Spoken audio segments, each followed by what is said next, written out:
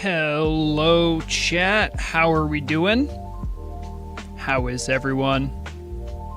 Welcome to the last stream before I have a vacation in Germany.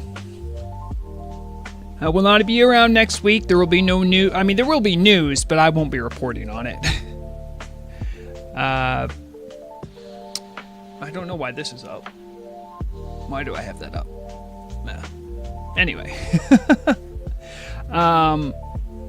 It definitely was feeling like certain ways today, so I'm like, you know what? Let's do something a little different. Let's do, sometimes when I just want to chill, just kind of want to turn off a little bit. I like doing herbing, mining, farming, but I also wanted to talk to you guys for a little bit before I made my trip to the EU. Exactly, Sonic. Who did let me have to... The thing is that I really don't like changes in my schedule. I don't like changes in doing things. So, yeah. But, you know, Murog likes it, and I will admit I do work too hard on stuff that doesn't matter. So, yeah. And, yeah, Dragonovi 1.17.2 is, I'm sure I'm not alone. Also, everyone say hi to Dragonovi, they're on the team. That is your itemization lead? Is it your official title? I think that's your official title. If there's an item you don't like in the next patch, make sure to @Dragonovi.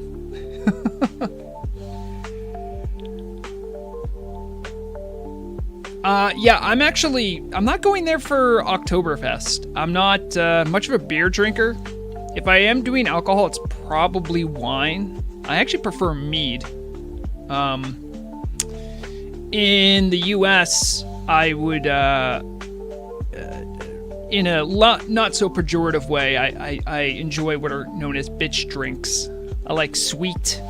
I like dessert-flavored alcohol. My favorite drink, true story, my favorite drink of all time. If I have to have one last drink before I hit the execution chair, I'm asking for a mojito. Some nice clear rum, cane sugar, some muddled mint on ice. Chef's kiss. That is my go-to drink. Unfortunately, a lot of bars just don't stock fresh mint, so can't get it everywhere. But I'll tell you what, when I went to the Caribbean, this a couple vacations ago, when I went to the Caribbean, I was sloshed. I don't normally drink, so it doesn't take much, but poor Murog, she should have put one of those toddler straps on me because I kept wandering off. But yeah, I think Oktoberfest will be over or finishing up. I know Winefest will be happening in Germany, parts of Germany. I don't know that much, again, not much of a drinker, so.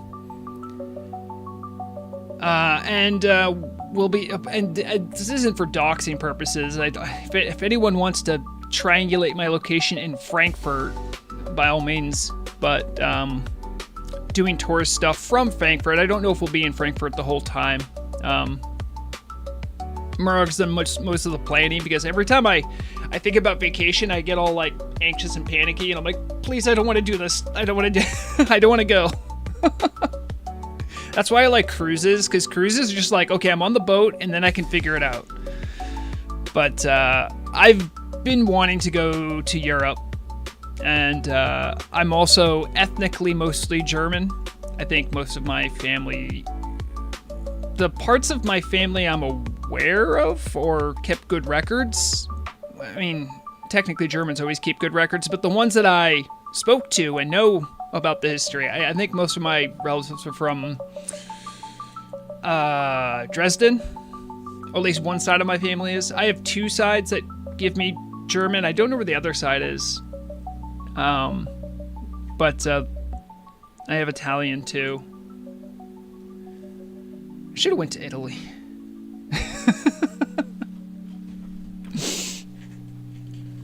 I definitely talk with my hands like I'm Italian, so. Anyway, so, yeah, I'll be chatting with you guys. Just to let you know, I might go somewhere different. Want to show you like my ideal farming setup, right? I have Shabiji, my trash mage, okay? Essential. You don't need a mage, but I prefer a mage for farming. I'm not even doing that. I'm not like doing like AoE packs or anything. I just like mage. So that's what I normally have.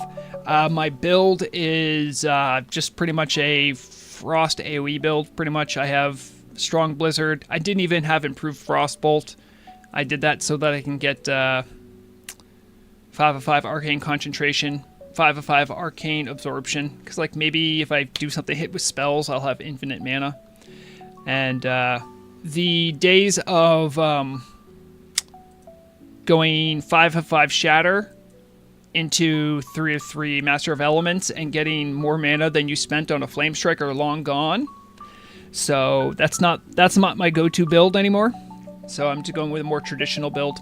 Again, not many mobs I'm going to be farming, mostly gathering. I'm doing Ungoro Crater, as you'll see. I started off a little bit. This is what I got in like 10 minutes.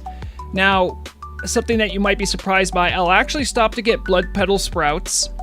You can turn those in at, what's it called? Marshall's Refuge? Yeah, Marshall's Refuge.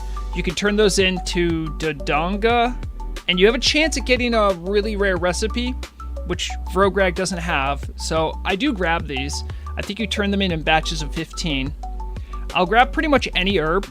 I'm a good citizen. I believe in grabbing herbs, even if they're not herbs you want, because that will up the rate of, technically all nodes are dynamic, so the more herbs are picked, the more herbs will spawn. So I do my part and pick even the stuff like the golden sand salmon, the sungrass, stuff that nobody really wants. I'll still grab it.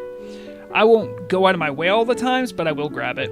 Shabiji has mining and herbalism, so I have keybinds to switch between. That's mining, that's herbalism.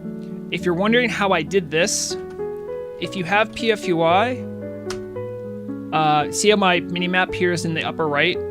PFUI has a built-in mode called farm mode. You do /farm. It makes your minimap pop out. If you've never used this before, shift and mouse wheel makes it more or less transparent. And control mouse wheel makes it bigger or smaller. And you could just move it around wherever you want, wherever works for you. I'm just going to put it up here for now. And that's fine. And you can zoom in if you're not clicking control. That helps too for some of those herbs that are like blend into the underbrush. So you can really like, okay, am I on it? Why can't I mouse over it? Ploxin, it's on every release of PFUI. It's just /farm. That's all you have to do. Other tools you might see me using, if you keep up on track with my channel, I did post a thing about Family Ledger, and I'm happy to show the developer watched the video and said, hey, you know, I'm going to put out another release of it. This time it's going to default to not showing account names, which is awesome. So now I can proudly show... let me just get here. Where is it? Sorry about the flashbang. I can just refresh. But yeah, you see how it shows my account rather than the actual full name of the account. And I can look at everything I have. I could search for items. So when I'm farming, I'll be like, do I really need this? Like, how many do I have? That kind of stuff. So that's a useful tool that I use. And of course, I have WoW auctions. I always suggest people have this and like look at it, because you'll also see me picking up both Ungoro soil, which is not just used for the Thelendris seeds for Thunderbluff rep. It's also used for gardening, so it still has value. But I actually had red power crystals just to show that like average buyout right now is 14 silver. When you go to get them, you get between like 1 and 5. And it's not just the reds. If I look for power crystals, we have blue. Blue's a little bit more at 38. We have green at 18, and yellow is at 5. So yellow's not the most valuable, but again, grabbing them doesn't hurt. You can still sell them. They don't have huge volumes, but again, it's like, how much effort do you take? Anyone can grab these too. You don't need mining. So it's literally money people leave laying on the ground. So might as well. If you're one of the classes that doesn't need, like I guess paladins like using this to do range pulls. There's like some combo you can use. That's why they're bought. There's other uses for them too, so they're not like useless. I know some people in Battlegrounds use some of the combinations as well, so they retain value. You know, you can sell them. Don't expect them to fly off the shelf, but again, just money on the table. Might as well grab it. So those are like some of the basic tools I'll have that I'll be using. Yeah, and I'll start getting going here. I'm using an overlay so I can see what you guys are. There's no fishing. This isn't fishing chat, Raukangren. I know you want to defend your title. Actually, did you win last time? Anyway, you win a lot.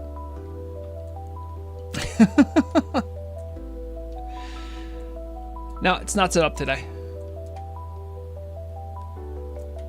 Yes, Ploxin. I will write it. I'll even write it in the little thing you see there. Hold on, let me see if I can get this. There's a mountain silver sage up here. I don't want to. Those go quickly, so I want to see if I can grab it before someone gets it. Because lashers have made mountain silver sage a lot more readily available. You'll see more mountain silver sage nodes, but they're always worth grabbing because you have a chance at Black Lotus, right? Black Lotus is always valuable. All right, let me see here. I'm writing this down just for you. It's /farm. Hold on a minute. That's the command.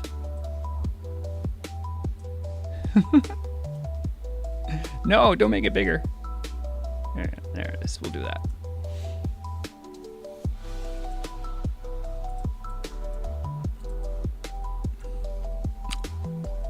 Oscar, just check Shaga or yeah, that's true. It is posted there as well.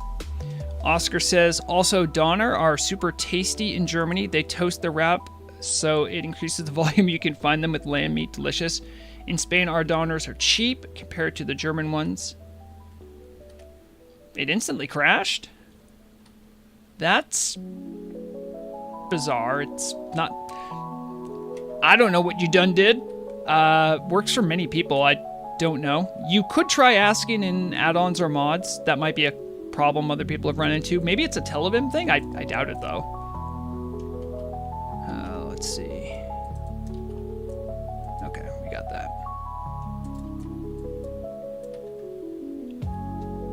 Hello, Craig. How's it going? Also, let me say hello to everyone, too. A couple people are dropped by. Let's see. Lax Elf, hello, RMG. I'm glad you could make it, too. Draconovi's lurking. Oscar. Evan, hello. Over in Twitchland, I saw Raukangren and Ploxin. Okay. I said hello to everyone now. And anyone else who's lurking who doesn't type in chat. You do exist. You are real people. You're not just in my head. Did everyone else see the Shaman 3.5 set? It's I'm like, if anyone I was like crazy posting about it today because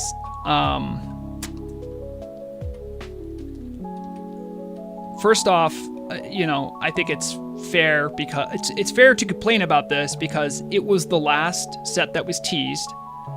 The reason given that it was the last set that was teased was because we were told the set might give away too much about what's going on in Karazhan. So many people, myself included, even because like I saw like the first drafts and stuff, so I was like, oh man, I can't wait to see this, I can't wait to see what they.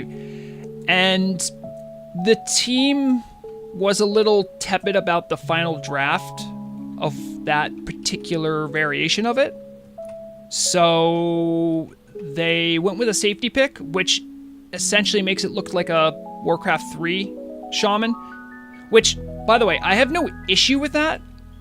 My issue is that it's just a safety pick. And I really like that they took some big swings with 3.5. They were really adventurous. They tried some new stuff. Well, like, whether it's good or bad, I think it's a good time to experiment. Really put the mark of the Turtle WoW designers and art team on the board. You know, if you've seen the Plague Doctor Priest 3.5, like, awesome. I know it's not for everyone, but I'm like, okay, great. I love taking that chance. I feel like Warrior counts for that too. Druid. Paladin looks a lot like the Lothar stuff, but the design on it is very intricate. It has like a, one side has, most pieces of armor are like, have lateral symmetry, but this one has like, is uneven. So like there's the drape of the cape is on one side, and it's like wrapped around. It looks really cool. And I was like hoping like Shaman would get that same kind of treatment, and it didn't. So the difficulty for me is that like I really liked that first draft, and I think my voice doesn't count. I'm not on the team. I just saw it, right? I wanted them to go that direction. They didn't. So I was just like, okay. I wish they would have gone with a more adventurous pick. It is what it is, you know, but the set doesn't look bad. It doesn't look bad in any sense of the word. Like, it was more a, I wish all that waiting would have been like earned by something really out there. Hello, SD. Oh, geez, you're prepping for the hurricane? Oh, geez, Lord protect you, friend. I was watching some stuff before, when I was at work, when it was slow. I was just checking up on like how that. I saw things saying today that it's like the 4th strongest recorded hurricane ever, I believe. It has a 15-foot, or 5 meter. Right, it's like 3 feet is 1 meter, right? So it's or a 5 meter storm surge. Where I live in New England, it's pretty hilly, pretty mountainous. If I need to get 15 feet above sea level, I just like, I can like walk in one direction and probably end up 15 feet above sea level. If you're in Florida, the term head for the hills comes to mind. Like, that's wild. So be safe, seriously.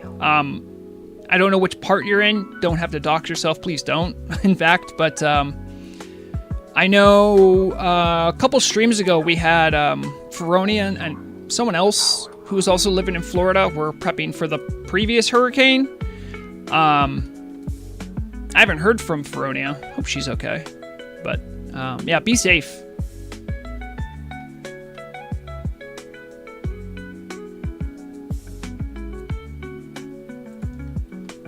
Yeah, I think it was originally it was set to be hitting Tampa, but now it's gone like slightly south, which is only good in that it's going to hit a less densely populated zone. It's not good, but it's better than bad. Yeah. If you're central, that's good. You're probably going to get a lot of rain, but I mean, if the eye of the hurricane is going to pass near you, you're going to have like over 100 mile per hour winds. which I do not know the conversion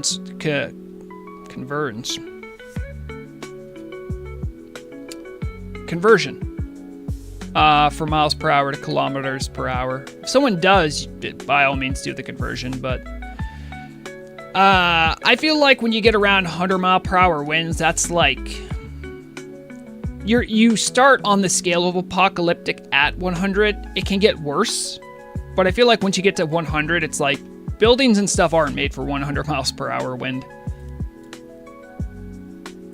Yeah. Yep, exactly.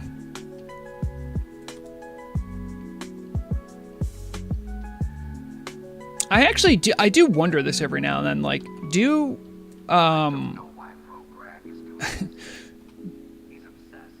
like, Europe must get, like, a cyclone, like, occasionally, right? Like, every now and then, you guys gotta get something. I don't know why you'd get it, but I'm sure you do. Would it be a cyclone for them, or would it be a hurricane? I thought maybe cyclones are in the Pacific? I don't remember my storm taxonomy. Because there's only one kind of storm I need to worry about in New England, and that's a blizzard. Yeah, dude. I had to dig out my car for 4 hours.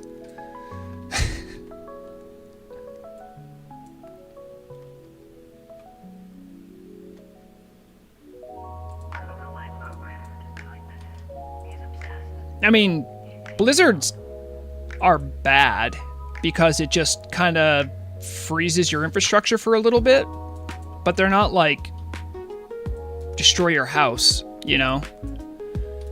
You just got to make sure you're stocked up on stuff because you might lose power. You know, fortunately, as it turns out, snow acts as a wonderful insulator.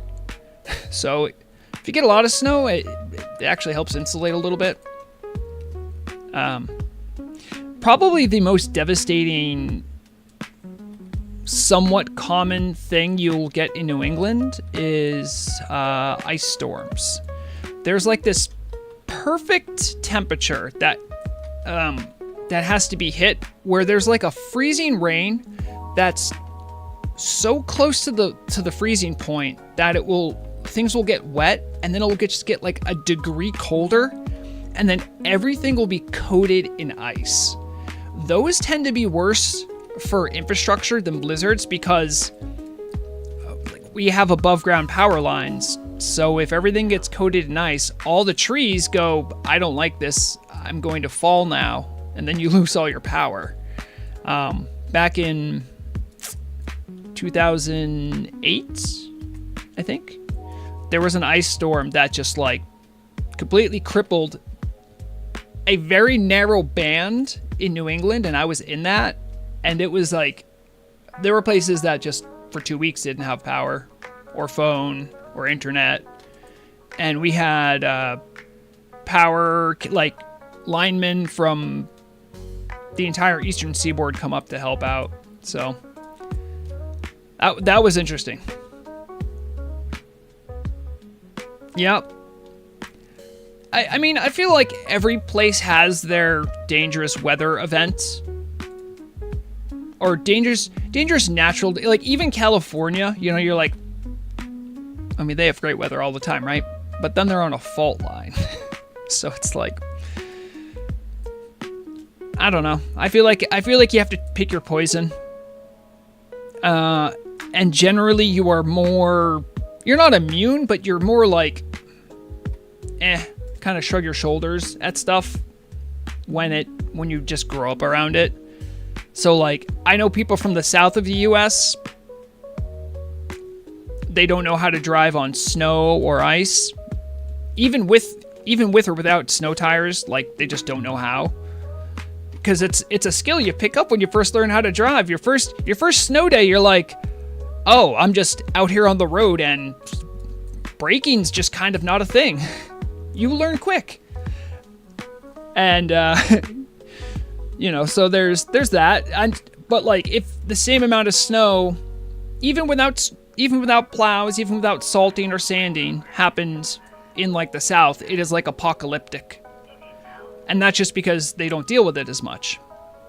And same thing, like and New England has had them. Like, we've had tornadoes before, and like that hit in Springfield, Mass. It's very rare for us to have tornadoes because we're very hilly.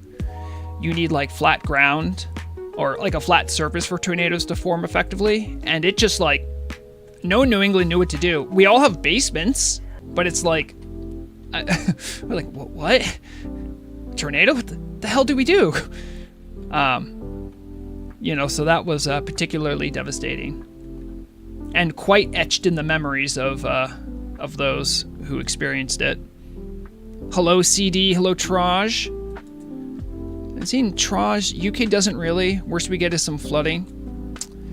Yeah, I feel like, I don't know if this is countrywide, but I heard you guys have some particularly bad fog regionally.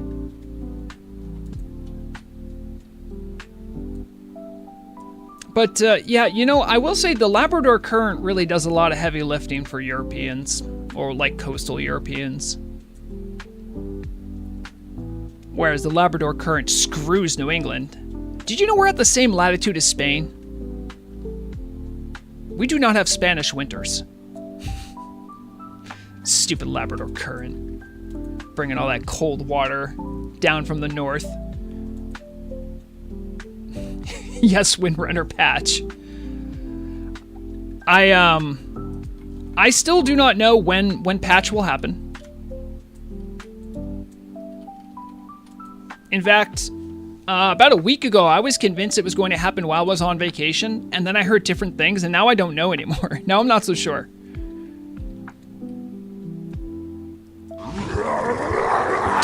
Thank you. Oh, SD, let's go. Thank you. Gifting five subs. Are you giving me the rest of your life savings before the hurricane takes you out? Thank you. I appreciate that. So CD, I would agree with that assessment. It will definitely be in this. It'll definitely be in this this month. Like, there's a lot of internal pressure. The internal pressure was to get it out in the first half of this month. There's things that need to be done that are very important for a smooth launch that I'm not going to say like they weren't planned, but I think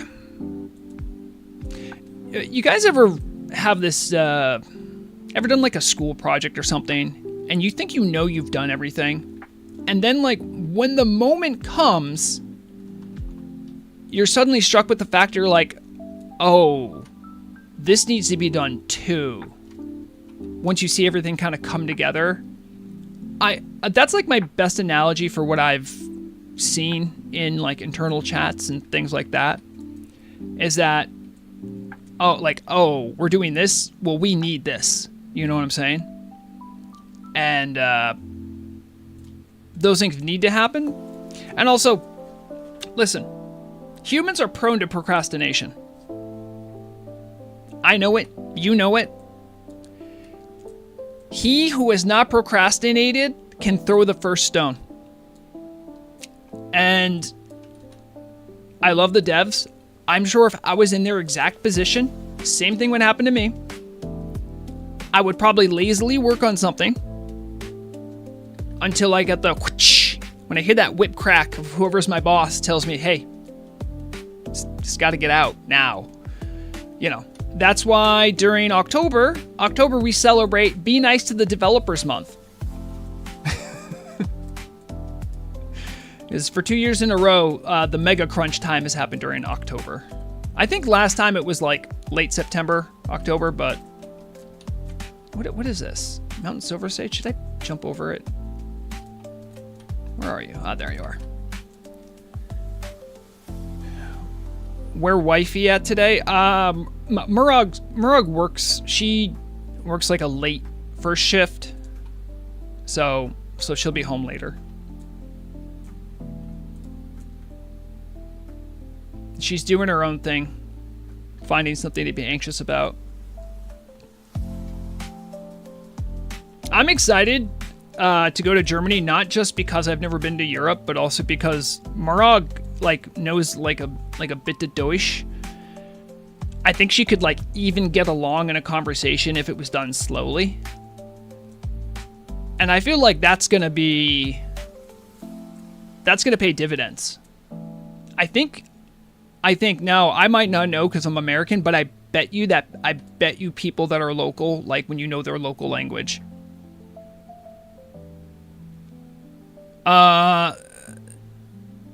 Traj, do you know about what they did to Elemental Mastery?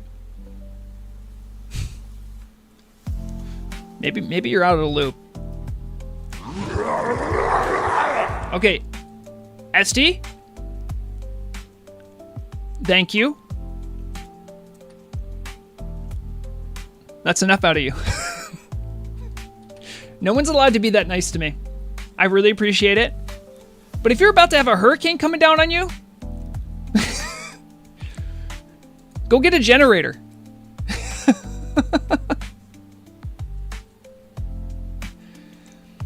Nitsuke, listen.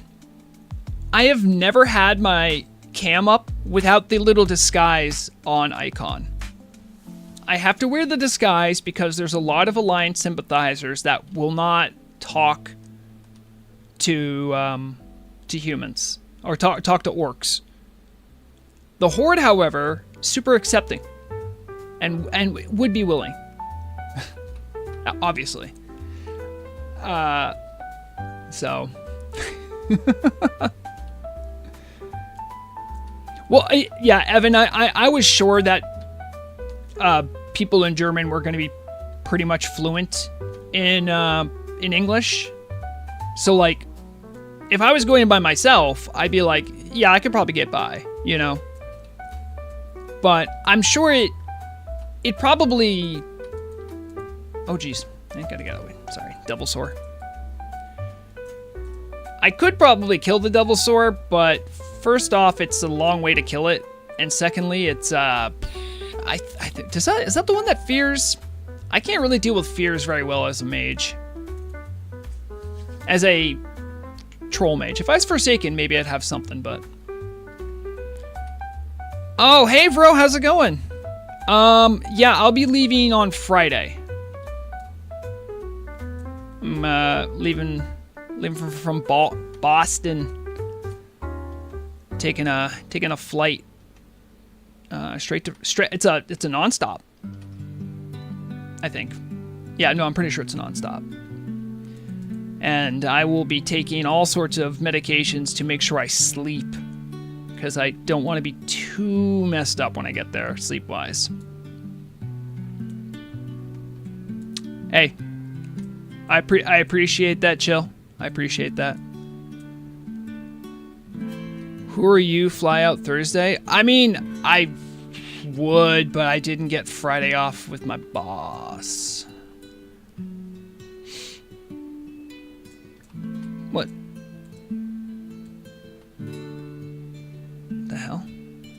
What is that? What is this? What is this thing? Hello. It's okay, hold on. No, man. There be no trouble here. Unless you need some. And then do /grin.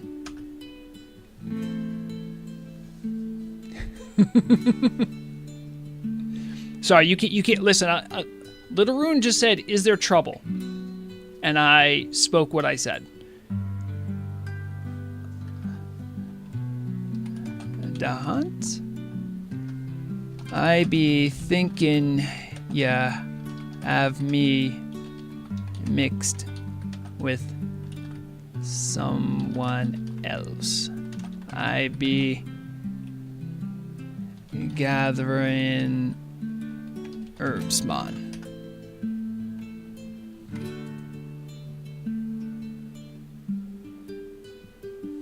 Yeah, Shabiji in roleplay is actually a Hakar worshiper, so I got to keep up appearances of being a little twisted. Yeah, I don't know. I got to be careful. The people who like RPing as dryads, they're like die hard. So no cryolysis. I've tried to turn other people on, and no one mages understand how functional it is. Cryolysis. What am I missing here, Chill? Also, Chill, I know you came back after a little bit of a break. Did you hear about what they did to Master of Elements? I'm sure you found out when you did a raid and were like, huh, I'm not getting much mana back from my AoE anymore. Oh, yeah. That's like necrosis, but for mages, right? Yeah.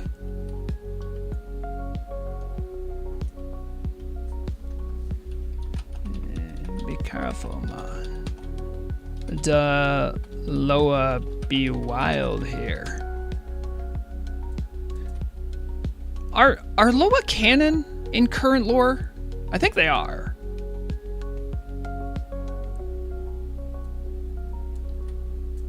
Not sure who that is, but if you're someone from chat, hi. Thanks for joining. I can't promise I'm gonna be in Ungoro the whole time. I might change venue. See ya, SD. Thanks again for all the gifted subs. Everyone, make sure to thank. If you got a sub on Twitch from SD, make sure to thank him. Be safe. Oop, what do we got there? What do we got there? Small thorium. Ah, okay, yeah.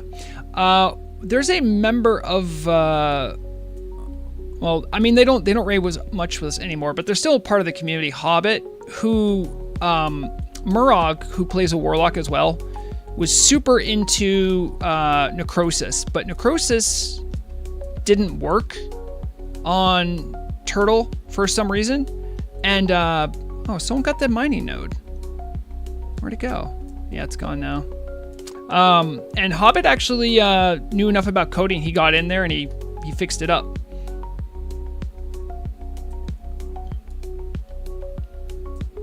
So I don't know if that's related or if Hobbit had any hand in it, but remember, always think the coder people that know like Lua and can fix your add-ons always be.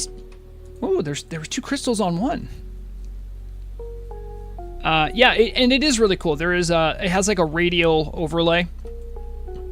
I mean, I mostly use Shabiji for farming purposes. I have done a couple raids with Shabiji. I think I've been in a couple. I did some black. Well, obviously I'm wearing tier 2, so I did some BWL and I've done some AQ40s. I prefer nowadays. I actually prefer casting as an elemental shaman. I've just been having so much fun with it, and Bombswin's such a cool character that like. It's not like I don't like Mage. Mage was my first character on WoW. It was kind of like my first love. So I don't think I'll ever not like Mage, but I definitely have a fondness for. How do you get that one? Do you have to go up this way? Yeah, maybe. How do you get that crystal? Dryad freaking supremacy. Look at that. Oh, there it is. Wait. Yeah. Man, I don't know anything about coding stuff like that. I just know how to use it. Otherwise, I'm a noob. And you were shredding. Yeah, I know. It doesn't seem like my type of personality to like brag, but I was genuinely proud of like this great parse I got 2 weeks ago on a Bombswin. Like I was like really pumping good numbers out. I had really good RNG. Murag was giving me PI for God knows what reason, but she did. And yeah, I was really happy with it, only because it took me like a year to get to that point, and I had been like working a long time to get to that point. So yes, coder supremacy, as always. It is the language of the future. Everyone thinks the lingua franca of the world is English. It's not. It's coding. Although coding then also comes in many different varieties, so it's not that simple, right? But the principles of coding are important. Like I can't code, but I know enough about coding to sort of... I can get myself in trouble. I'll still make super dumb mistakes just like anyone else, though. Big community contributor Balake, who helped develop Super WoW for the community, I asked him probably the most embarrassing dumb question a couple weeks ago, because I was trying to update my Super WoW. I heard there was like a new version, and I was on the GitHub, and from the GitHub, I thought it was the new Super WoW. What I downloaded was actually the zip file with the documentation. And I'm like, hey, Balake, look, I can't seem to find the DLL. Like, where did it go? And I'm like, I'm sorry if this is a stupid question. He's like, no, it's pretty stupid. I'm like, well, what did I do wrong? He's like, you just downloaded the documentation. Like, that's not even where the DLL is. I'm like, all right, fair, you got me.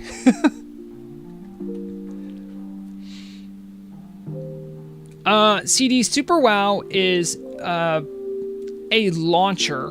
It's not a launcher. It is a file which is known as a DLL. What you should know about that is that DLLs will make your antiviruses go nuts first. So be prepared for that. Be ready to whitelist it. But what it does is it allows code injection, which is important for other quality of life things like vanilla fixes and NAM power. And so it acts as a platform. It also does some other stuff. So I was bragging, right, about my great shaman parse. One of the reasons I got that shaman parse was because Super WoW also enables the ability to track fire totem damage, which was not being done before. But a couple months of that running,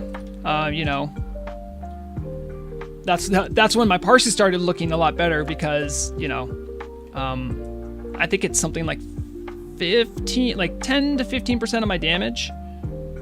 So like that made a big difference. Before, it was just like damage that was assigned to no one and just existed.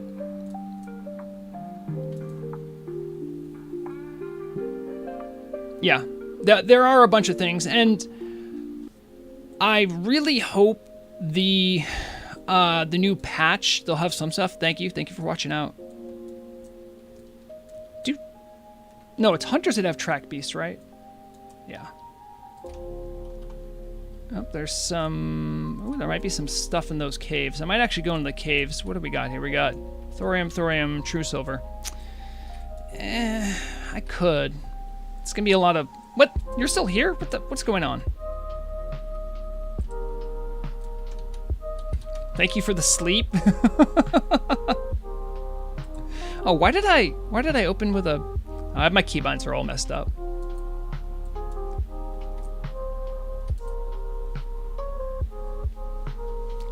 Yeah, I don't know if the team said anything about putting the tweaks in. You have to remember too, right?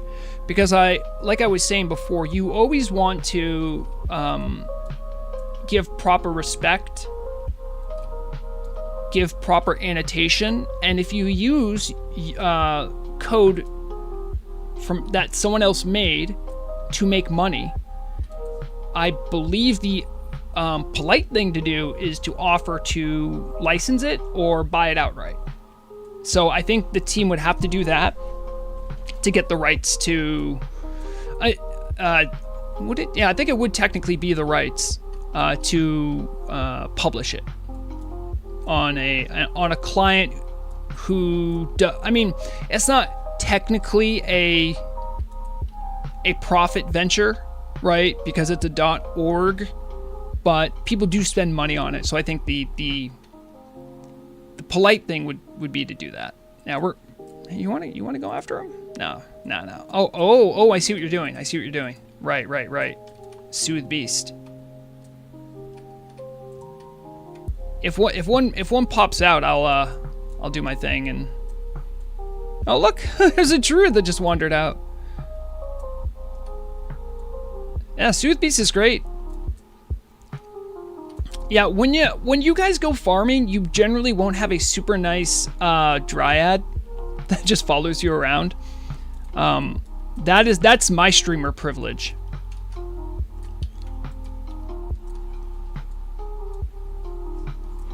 Because when people try to give me gold, I usually yell at them and tell them no. Because I think that's wildly inappropriate.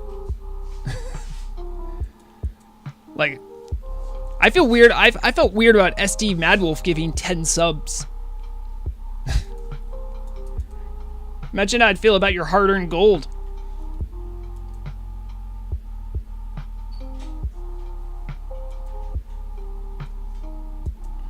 Rogue Ploxins of druids have human. Oh wait, druids can track humanoids? Is that real? I didn't. I know they can soothe beasts. I'm watching it happen, but yeah. All right, we're just gonna do mage stuff here. Don't worry about it. Oh look, I could try doing my blizzard stuff. I have the improved blizzard, so yeah, sleep that one.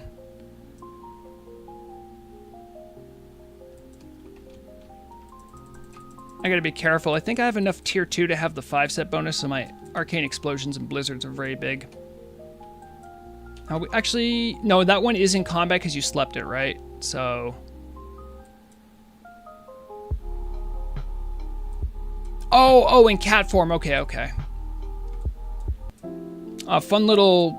Yeah, this guy's gonna have to go too because he's right next to a node I'm gonna mine. Have I applied to the content creator program? No. It sounds like that program is to help new creators get off the floor and start making new content. I don't think it's something that I'm not saying I wouldn't appreciate help or whatever, but I don't think I need help in that regard. I'll get this one. It's all right. So, yeah. I would much rather see more varied and different creators come from the space who might be like... Sorry about that. I forgot I have that noise on. But yeah, I would be happy if those I almost said mages because I'm evocating.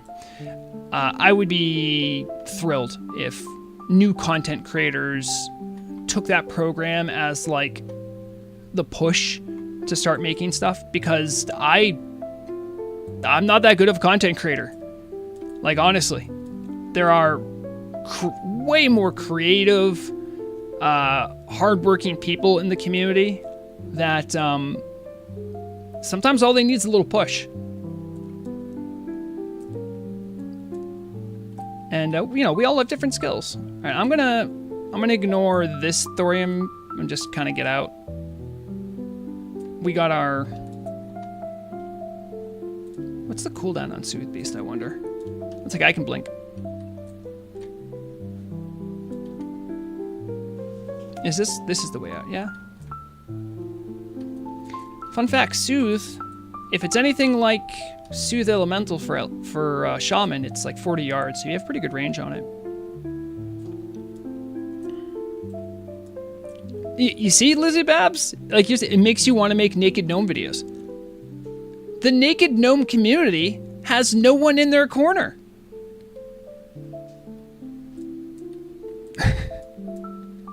This is your chance.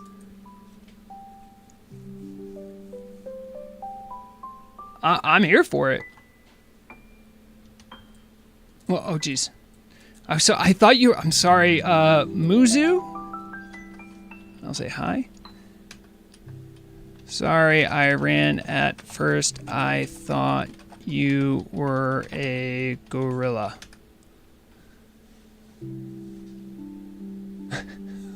Uh-oh. Druid love triangle?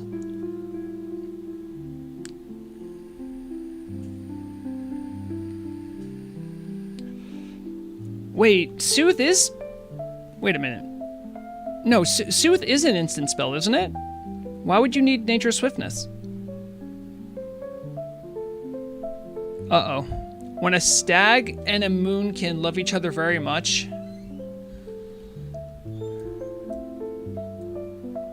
This is a family program!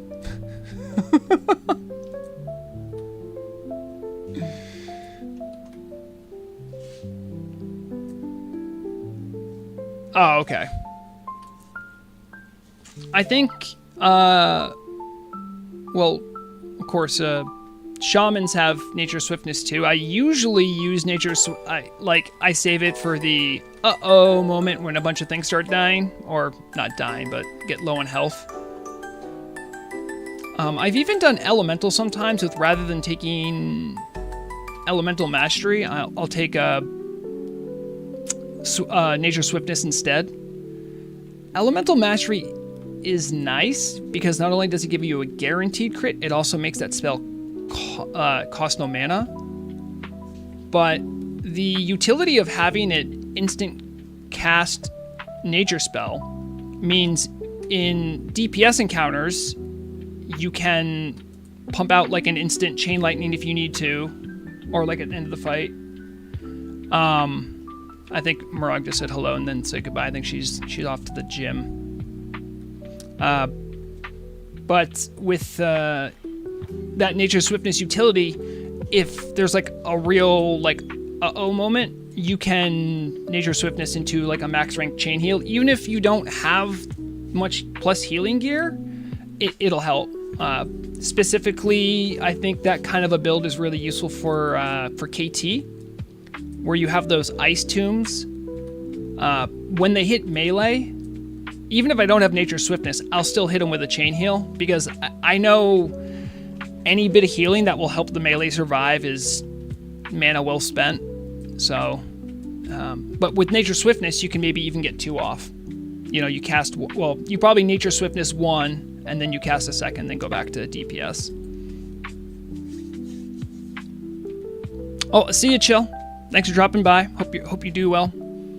Hope you are doing well. Thanks. I appreciate you. Chill and I go way back. I have like some screen. Oh, hold on. Hold on. I'm gonna see if I can get this. Give me a second. I know it's in my client folder. No, not client backup. My actual client folder. If you're like me, you have a screenshot folder that is just like hundreds of screenshots. Maybe 1,000. I have a really old one laying around though that shows Ancient Vrograg and Chill Kill. Let me see.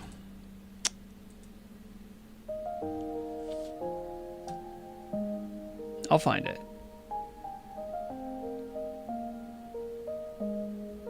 Help me up, there's me exploring where I shouldn't be. I've always done that.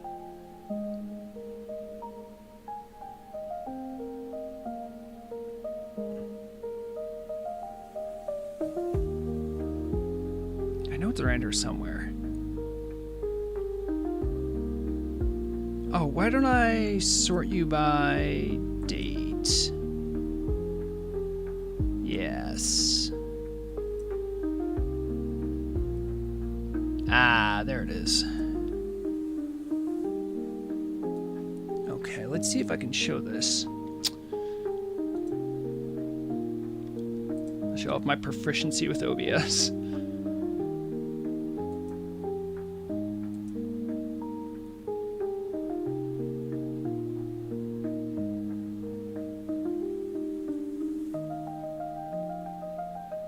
Oh, you're doing that thing.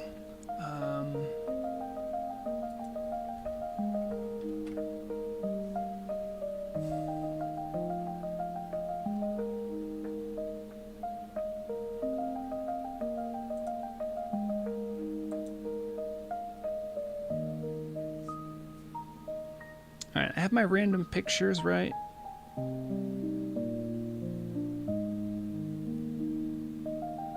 Music. I don't want the image block.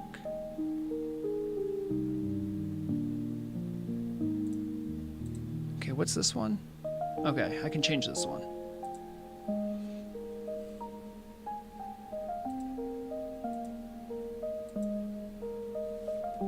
The size is all messed up. So there it is.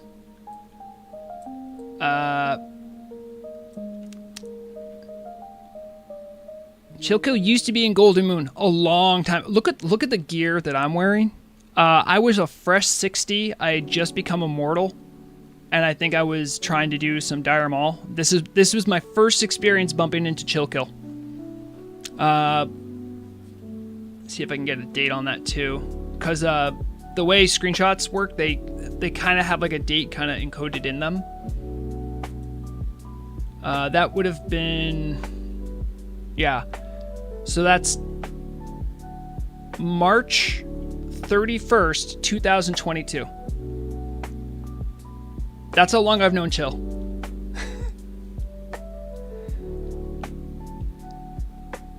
Yeah, look at that upper Blackrock Spire gear I'm wearing. I did have T-Boos, but yeah.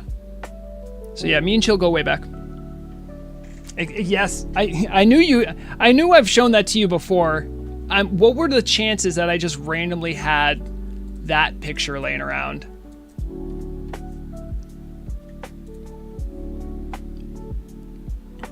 Yeah, that's crazy, because that's, I mean, it's like 2.5 years, right? We're coming up on, we're closer to 3 years than we are to 2 years. That's how long that's been.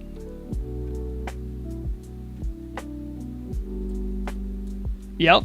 Yeah, exactly. Of course, back then, Chill, there weren't really that many guilds. Now were there?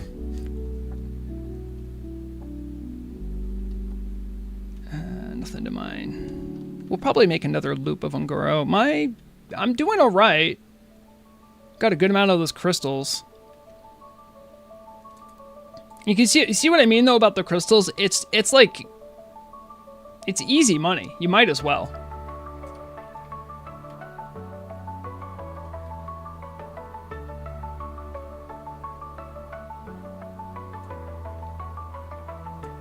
Oh, I see. Yeah, that was SD Madwolf who gifted 10.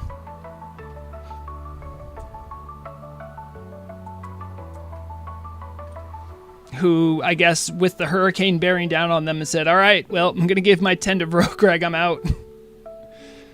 Who knows if I'll see another day after this hurricane.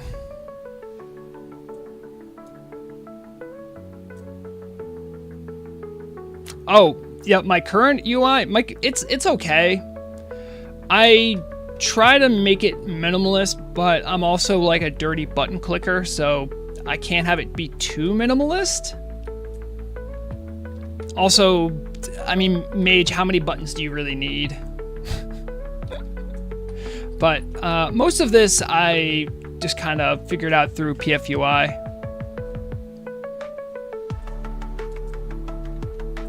Yeah, I'll see you, Chill. Take care.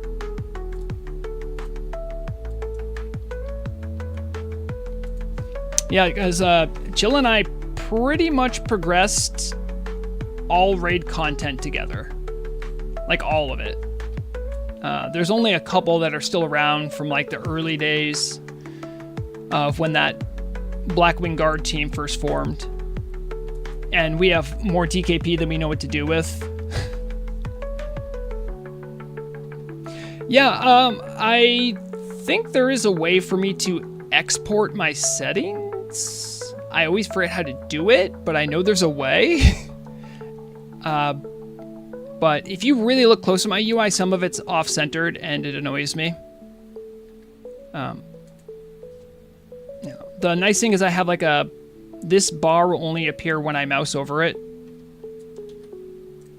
This one's very much related to Vrograg's one. Shabiji used to have a much different UI, but it's just the one I use.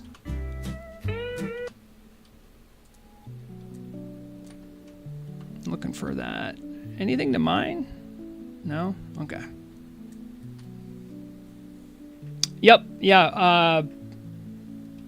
I would encourage anyone curious about customizing their UI with PFUI read documentation, save your current settings, and then experiment. Like, go crazy. Because even if you mess it up beyond repair, you can always revert. And, you know, that's how everyone learns anything, right? You got to experiment, you got to figure it out. I like black borders on a lot of the things I have, so it's crisp and it looks nice. Another fun thing that PFUI does, let me see if I can, probably better show it if I move my camera. Nope, that's camera. So, if you look just below me here, you'll see this bar here shows frames per second and ping. This shows server time, or kind of. This shows like local time, but it's usually a reflection of server time. So if I went to the other continent, I think it would be 8:33 p.m., I think. Here's gold. When you do the mouse over, you can see on the left, like it'll show how much money I've made this session, that kind of stuff. And on the other side, it's hidden because you guys, I usually block my chat, but I can see how many people I have in guild that are online, how many of my friends are online, and what zone I'm currently in. And you can change what's down there. There's a whole host of other things. I really like that about PFUI. The only thing that's tough with PFUI is learning it. That's the hard part. If you can get past the hard part, you're good. Hello, Marcus. Hope you're doing well. Yes, the one and only.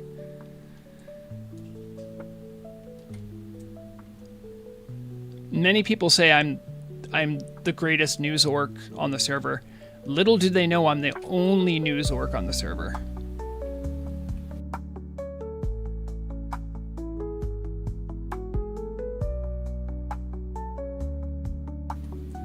Yeah, that's true to a certain extent, Icy, that it does make it easy to search for stuff, but you still have to know the terminology for what you want to search for, which can be a little annoying.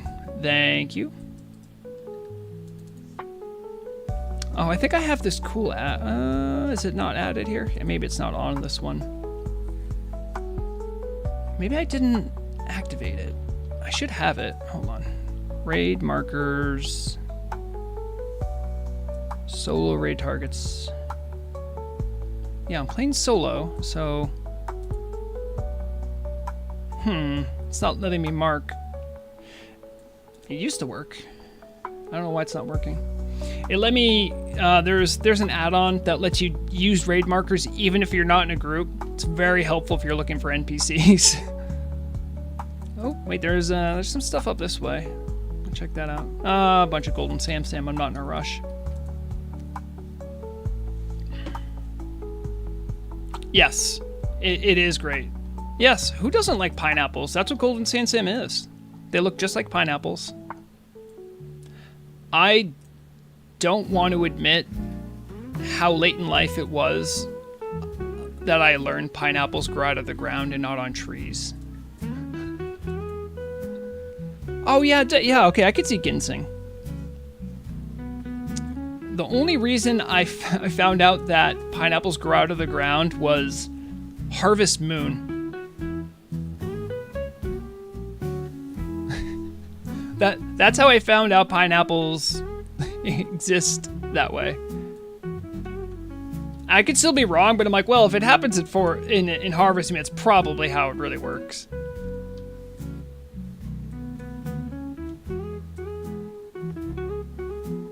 I love me. I used to play the crap out of that game. Harvest Moon, Friends of Mineral Town. I played the game a lot when I was younger for the PlayStation 1. I have a soft spot for cozy games.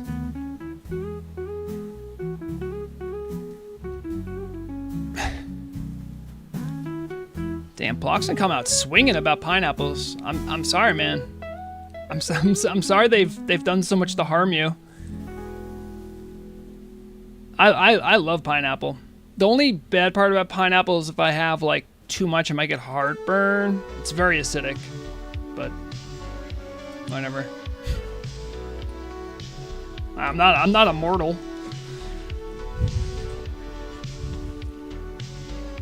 It is a very weird fruit, though. All the spines it has and all that. You think it would kind of put up a bigger fight for how sweet it is, you know? But those spines are legit.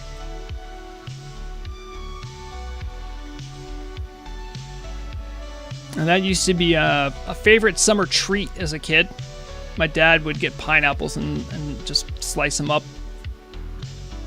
You can grill them. Just by themselves, they're great.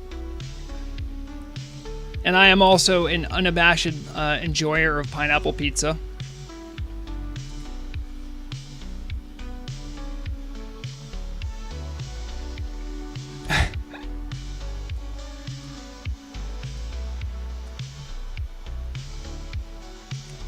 I mean, it wouldn't have been so popular if it wasn't so dang sweet. And it definitely has its own flavor profile, too. Have you tried playing, it's like RimWorld and Terraria, but together? No. I couldn't mentally get around Terraria being like a 2D platformer enough to enjoy it or really want to play it. I have played a lot of RimWorld. That much is true.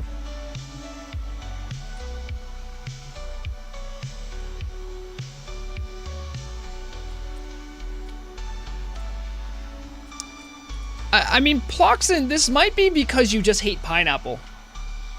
Like, if you're a smoker and you're trying to quit smoking, you are attuned. Like, you can tell when someone is smoking near you. Like, immediately. You can smell from like a mile away. Maybe it's like that, where you hate pineapple so much that you're like, if a pineapple even passed by it, I'll know. Hey, you know, listen, if you're gonna unsubscribe for me because I like pineapples, I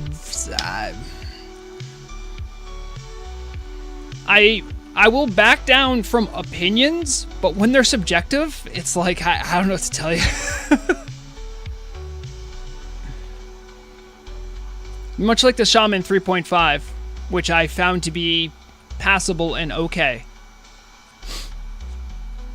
People are like, what are you talking about? It's the greatest thing. I'm like, no, it's not. Nah.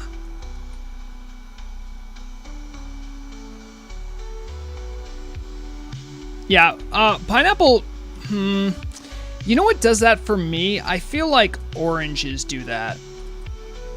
If an orange is near something, it kind of has, like, orange has a very pungent smell.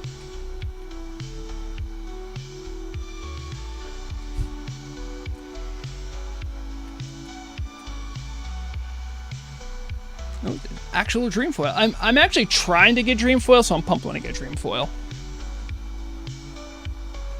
What do we got here? Oh, yeah.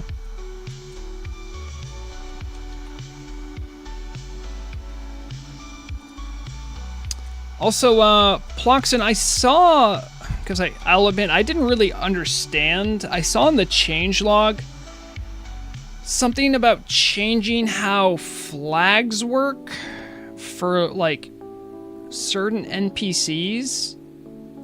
I know how flagging work probably matters a lot on Telebim. Did that affect how things work for you guys at all? Also, I don't even really know what its effect is on the PvE server. If anyone can illustrate that for me, I would love to know. Because I do not. I saw that, I read it like 3 times, and I'm like, I don't get it. What's going on here?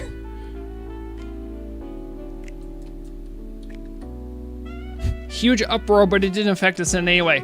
Ah! The classic PvP move. I want to be upset, therefore I will be.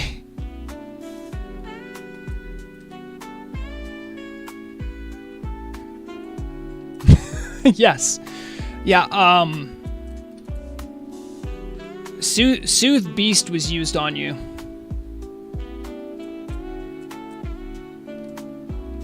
But, like, what is the change, though? I still don't understand. What is it for? Who does it affect? Why does it exist?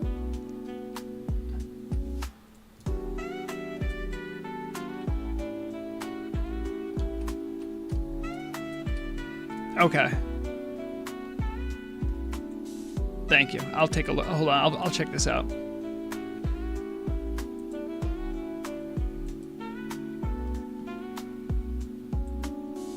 Wait a minute. I just checked my Discord.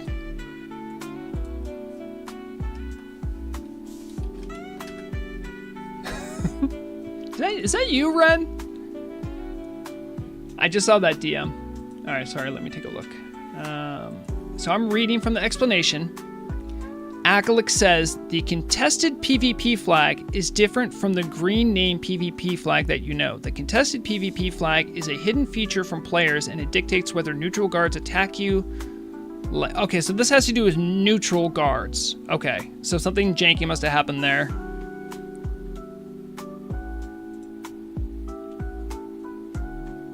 Ah, okay, that would explain it.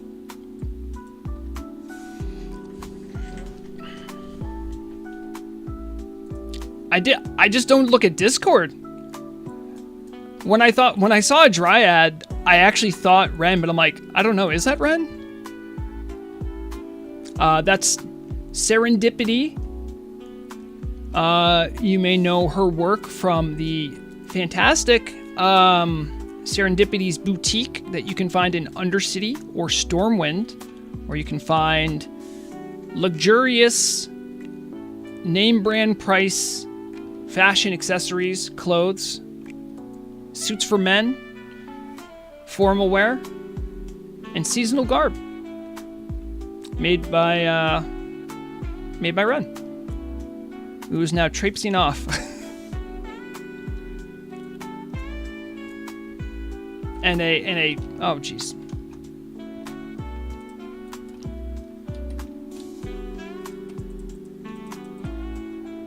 Well, I'll make it. Oh, I didn't get the shatter. What the heck, man? Anyway, you're dead.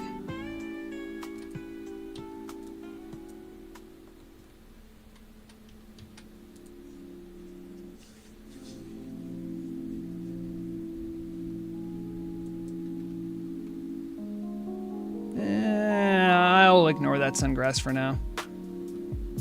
There are occasionally mining nodes in this part of Ungoro, so I will check for them occasionally, but they're pretty rare. That's another blood petal. I'm gonna go south because I like to be near the ridge, the mountain ridge area.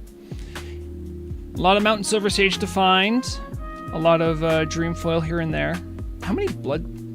I'm up to 52 blood petal. I might be able to do like 4 turn-ins to Dodonga.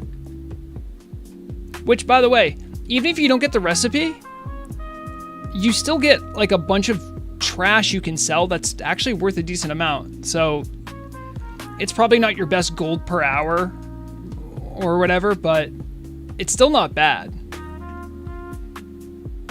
Yeah, Ploxin. The command. So, Ploxin's asking about PFUI has an integration with PF Quest, I think it is, where it can query the database to look for certain things. So if I do /db, right? So the /db means database. And then there's a couple commands you can do. If I did space herbs, this would show up. Now, this is like the default map for herbs. But what it will do is, when I look at my map, I can see all the herb nodes that exist according to the database. Some of them aren't perfectly accurate, but this is like 90% of them usually. So you can use this. I think the one for mining is... I can check. Hold on. /db. Hold on, I gotta clear it. You want to clean, you have to do /db again to clean map. So now when I look at it, it doesn't look like it has chickenpox. Is it ores? I thought it was mines. /db ores. No. /db mines? Yeah, /db mines. MINES. Shows you all the available mining nodes. Let's see. So you can do that if you don't know like a good route or whatever. You can use it to plan. I personally don't like focusing down a certain material because it usually leads to you not getting that material and getting frustrated. But if you just go to an area where the stuff that you're looking for does exist, but you can also farm other stuff, usually that works better in your favor. Like, you know, it's not just the fact that I can get crystals here. There's also other stuff, you know. I can also go... Oh, who got that? Someone got the mine. Or the... Yeah, someone got the herb. Oh, well.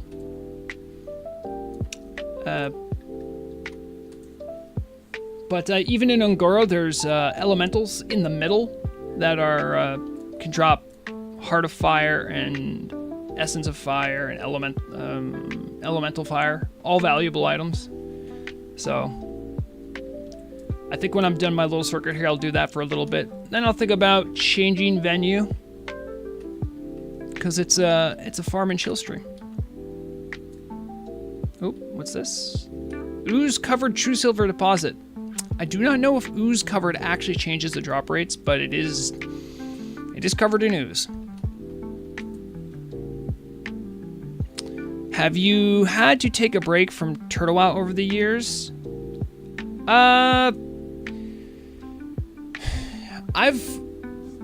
I wouldn't call it a break, what I've done in the past. It's usually like I just try playing a little less. So at my least amount of play, it's usually just raid logging. I do that to prevent burnout. But I have pretty much played straight through. In one way or another. I've taken breaks from doing the news. But that's because I kind of had to reformulate how to do it so I didn't get more burnout. Golden Sam. Bunch of Sam. All right, we'll grab the Sam. Just because we're here. Yeah. Marcus, that's what I do. See, I don't have to make the best content. If I just make regular content, I can overwhelm my lack of quality with quantity and regularity.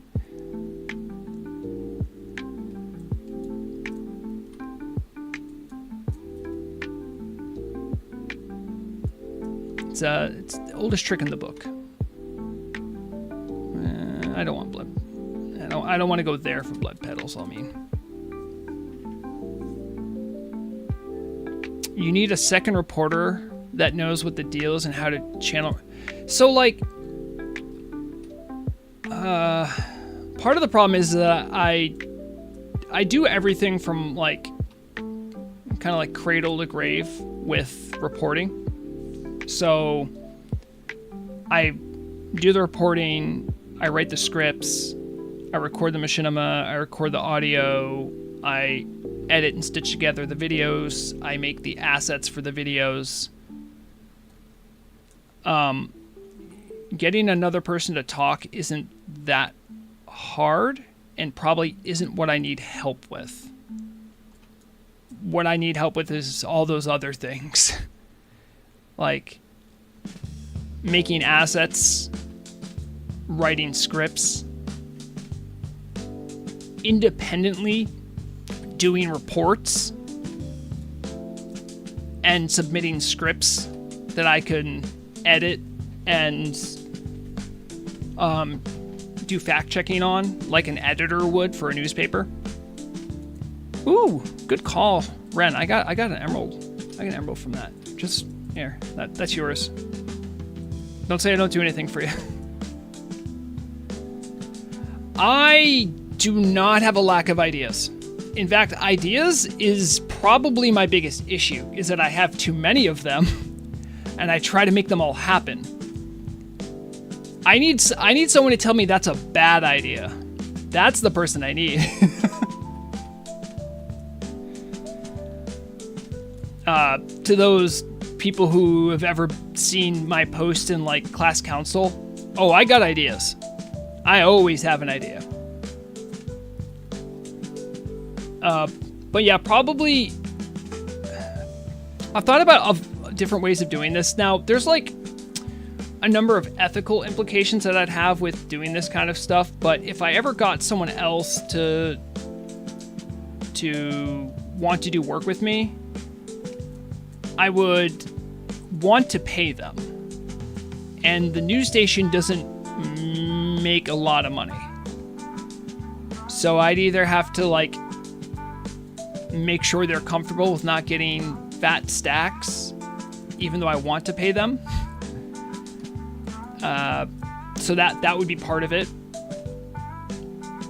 And I'd also have to go back over my editing ethics and guideline stuff from journalism school. There's like a whole process of how you do that.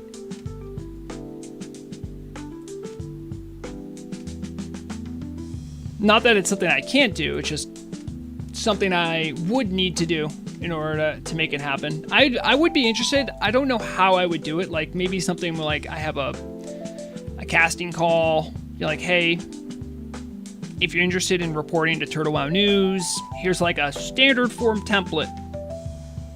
Here's like my ethical guidelines. Here's like reporting guidelines. Follow these. You can submit stories. Here's your deadline. That kind of stuff. I think that could be valuable. And then I could do my normal thing where I either read the news, or if the person has a really good handle on English and they're interested in doing the audio, I would be fine with doing that. But it would be an extra layer of management. I know when I'm free, right? But scheduling that is also like another difficulty. So it's definitely an idea. I don't know how much time it would save me though, if you know what I mean. So even if I'm not doing one of the stories, so like, let's take for instance the Shaman tier 3.5. Like that's the story, right? Well, that's probably going to make it to top news as one of the things, because usually in top news I've done teaser posts and I've done like updates on the patch. So I would be like, hey, here's, I would write a small blurb about it. So the amount of time it would take me to write it is, let's say it takes me 10-15 minutes to write it, maybe another 10 minutes to report. If I'm doing a video, maybe another 5 minutes to get assets. So altogether, maybe 40 minutes. Now, the amount of time it would take me to coordinate with someone, give them that assignment, look at what they wrote me, have them edit it, have them get it back to me, and then still do the other steps, I don't know how much time I would save. You know what I mean? I'm not against the idea. It might be better for like a more long-form story. If there are stories, there are definitely stories out there that I think deserve to be told. The last news episode I did was about, I had a segment in Community Bulletin about a player known as Ludiel, who I had found out from a trusted source of mine, Shen. This person did hardcore, war mode, vagrant, and exhaustion, and made it to 60. That's ridiculous. I can't get in touch with him. I've tried multiple ways. I asked Shen how to get in touch. Nothing doing. I don't know what to do. I trust Shen, but I would really like to confirm that story.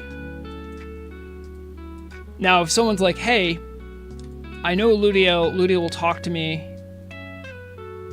like that could be an option. Be like, hey, cool, write a report about it.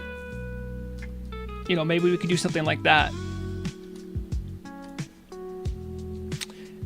Eric S. excited for patch. Is that a question or a statement? I am excited for patch. Are you excited for patch? What the? I'm excited to know where that dimetrodon is going.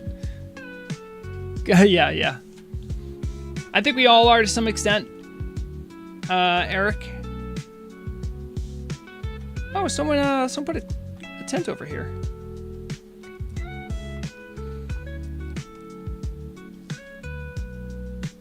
I'm excited for it as long as it doesn't happen while I'm on vacation. Really hoping I kind of feel bad because I had gotten signals from the team that it seemed like it was going to drop next week. I don't know if it is going to anymore. But I'm like, hey, if you guys want to like delay for a week, that would be super cool. And then it sounded like it might. And I'm like, oh.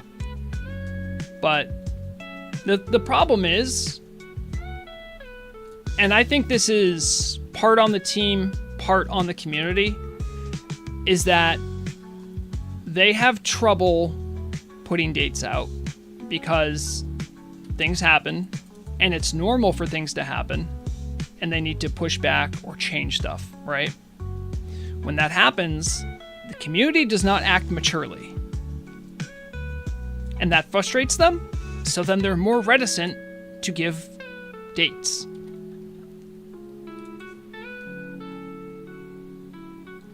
If the team was better at communicating and the community wasn't such idiots at times, we might not be in a situation where we might have 3 days notice before the patch comes.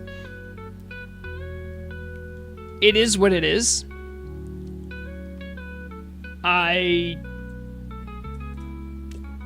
As a community member, it's frustrating. As someone who has seen those like internal chats, seen the wild stuff the community said, I can't blame the team for not wanting to give dates.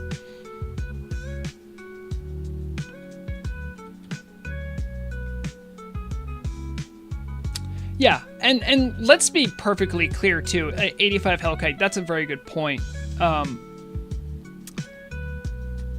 With the sheer volume of class changes, the amount of things that are going to be broken, and I say this with all due respect, the Turtle team does not have a gigantic QA branch that can test stuff for a year. Like, things are going to happen. You can never replicate what thousands of people are going to do.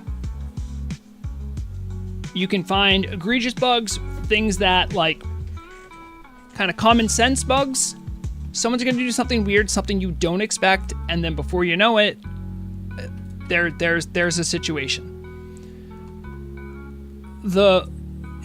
Usually the first week after a big content patch, it's something special. It's like the Wild West.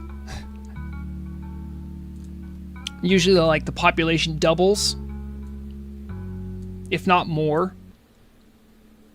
Everyone's passing around information. Half of it's wrong because they just fixed something. Like, it's like that. It's fun. And if you don't think it's fun, I would encourage you to wait a week and come back. The most egregious stuff is usually dealt with within a week. Other stuff slowly emerges, or community members see something that's broken and works in their favor and they don't mention it and they keep it quiet. Not a good move, because the team isn't really thrilled with the community when they do that. You could argue, hey, you left it broken. We're players. We're going to try to take advantage of every opportunity we have. And then the team's like, we can't do this alone. We need community members to do their best to help us make the product work.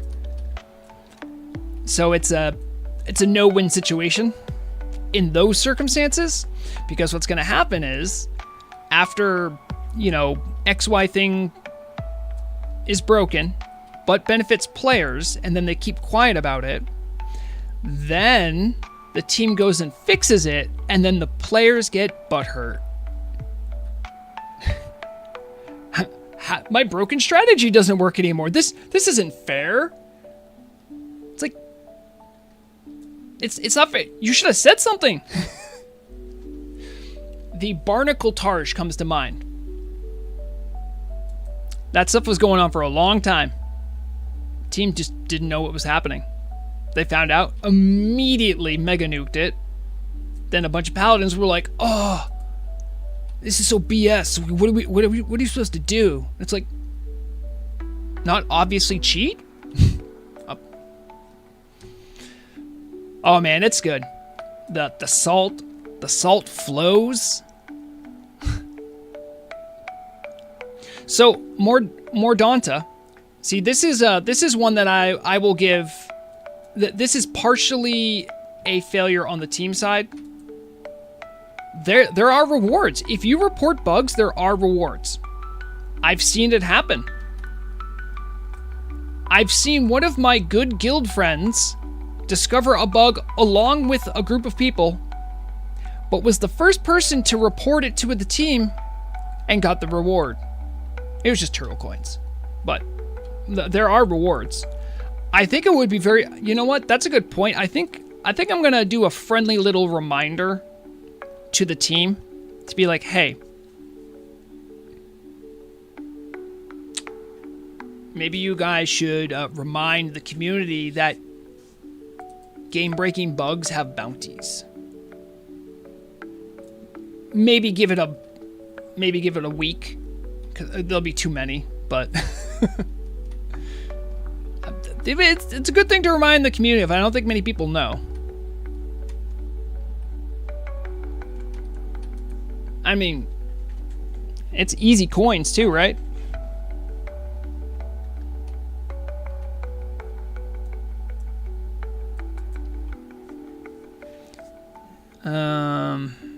Evan says, a lot of strong reactions to date changes are born from regularly seeing dates fall through, which has become more and more common. Yeah, exactly. I hope people report the bugs and they're able to patch them fast as all. Hope the community helps protect the server mostly. Generally, that's what ends up happening. That's just been historically what happens. Some things stick around, some things are broken for a while. On the whole, you usually get 80 to 90% of what's advertised right out of the box. At 10% either doesn't work or is broken, either good or bad, and then needs adjustment. And then you'll work it out from there. There's some edge cases that were particularly notable that were like kind of frustrating. I remember for class changes 1, priests got the whole suite of spells that use the champion buff, like proclaim champion. That just wasn't working for the first 6 months after class changes 1. It just wasn't functioning correctly. And also something they did within those changes made it such that if you're a priest, you'll know what I'm talking about. Every time you respect, you would have to go to your trainer and buy shadow form again. Priest community was not thrilled with class changes, we'll just say that. But again, that was like an edge case, and they were working on it, but it just didn't get in till like 6 months later. I think the shadow form thing got fixed first too. But you have to remember too, it's like priest functioned without the proclaim champion stuff all working. So it wasn't like, when you do bug fixes, right? You have to have a level of triage. You have to be able to look at them, prioritize them based on impact, and a priest could still heal and do everything they needed to do. They could still enter shadow form. It was just a little annoying right now. It wasn't beyond repair. It was just wasn't functioning like it should. So I do feel there's a slight difference there than other stuff that just straight up wasn't working and like broke stuff. But it's always fun. It's fun because right when a patch drops is usually a time when you get the most unity from the community.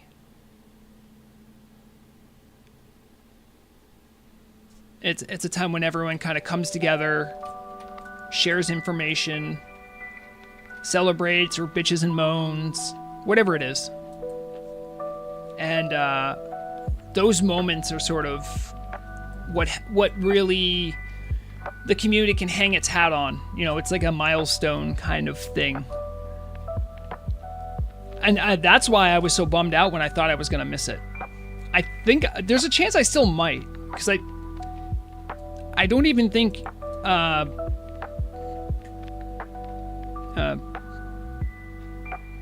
I think internally they have a date. I don't think I know what it is. And now I'm too nervous because I don't want to look, because if I look and it happens on my vacation, I'll be sad.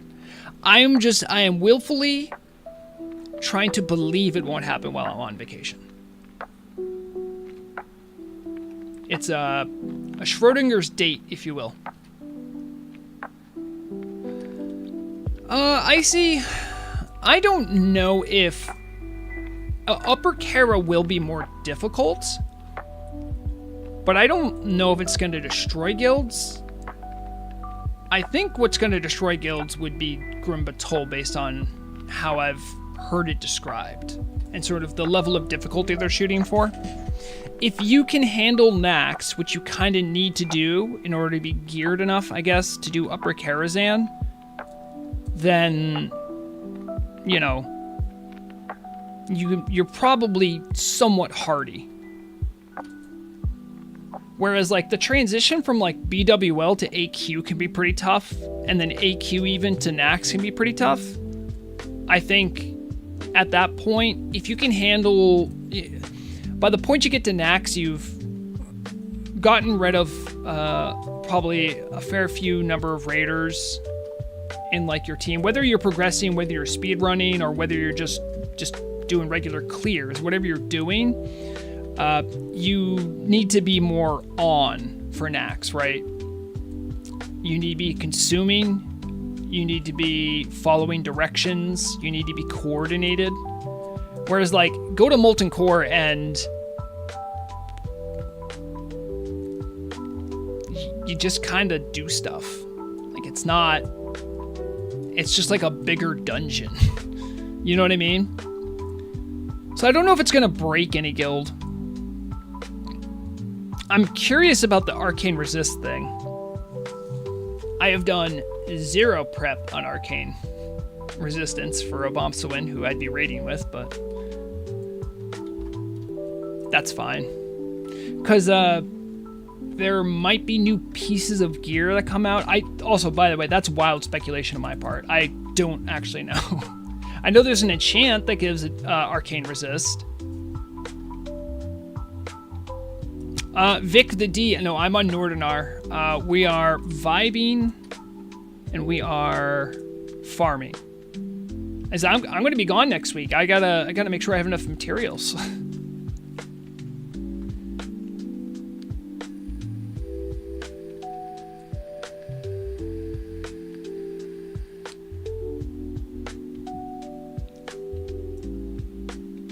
Is that right on the inside of the door? It is. Okay, I'm just gonna get that one.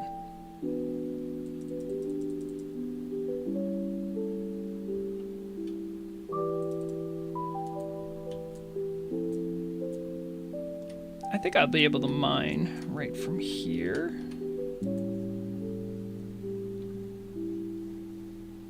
That's another thing I need to finish leveling Vrogreg on Telebim. It's not that I don't like Telebim, it's just not high on my priority list. Like, my raid team needs me. The community, I would like to think, appreciates and looks forward to my news reports. I can't get burned out on WoW either, so the mood has to strike me to start leveling on Vrogreg on Telebim again. It comes and goes. Don't get me wrong, it will happen though. Do we? Do you? I don't know. I mean, I'm also aware of there being some real... So, I would say, based on my analytics from videos, I think... So, you know how I have, like, the radio archives, right? Those ones that I do when I don't do a video, just so I can give out the news. Those ones get, like, maybe 1,000 views. And the ones that are, like, more, like, the monthly, the ones that are more proper videos, they get anywhere between, like, 4,000 to 5,000 views, like on the regular. Sometimes there's bizarre things that happen, and I had, like, one that, like, did, like, 10K for no reason, but keeping that in mind, right? What I'm talking about is the difference between the radio archive episode and a monthly news episode. The format's pretty similar. So people that are just want the news, like the weekly updates, I think they account for maybe just a quarter of my views. And I think there's a large portion of the people that watch my machinima style videos because it's machinima and they like machinima.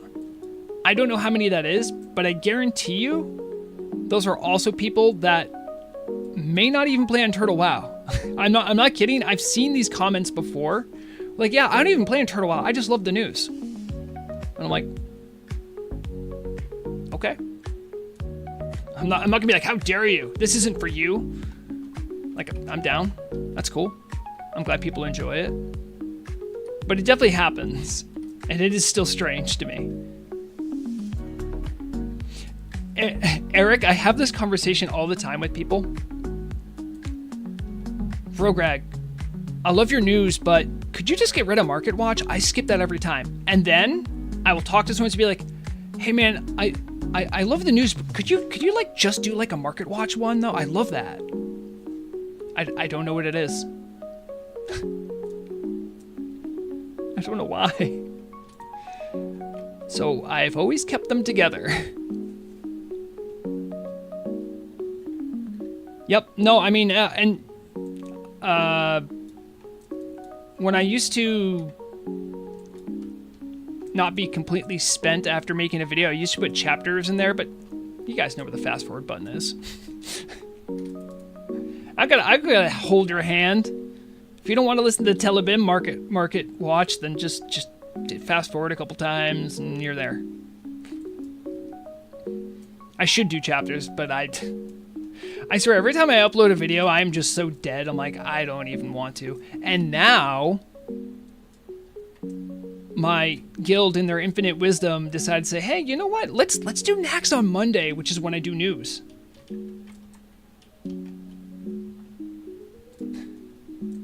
So I was like, oh, man. The second I get that done, it is done. All right, we got 71 blood petal sprouts. 1, 2, 3, 4. Wait, did I? How many is it? Oh, how many? Wait, you need 15? Yeah, 15. So I didn't have enough for the 5th.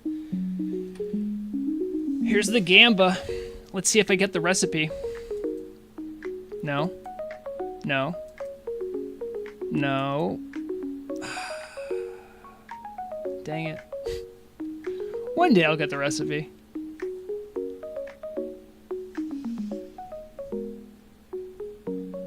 Yeah, I don't think Kara is going to be particularly taxing on computers more than any other raid. Just do 1 month separate vids for market. Well, okay, here's the thing, right? So there's a principle in journalism where you want to keep the news together for the convenience of people that want to be informed on everything. Because the thinking is that people don't want to look at a certain part, they can just not look at that part. But by making everything in one spot, this is like a newspaper principle, right? So you keep it separate.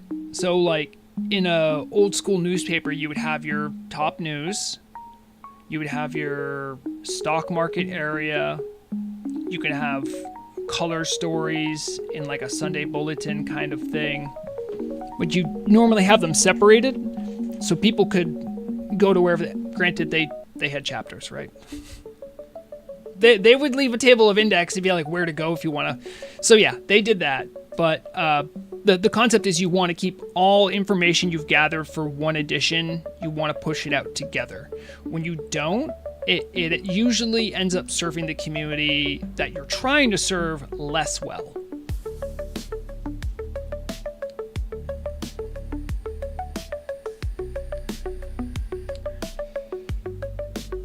B101 says, Elixir brute force stacks with nothing and is a literal waste of gold. Yes, but I don't have the recipe.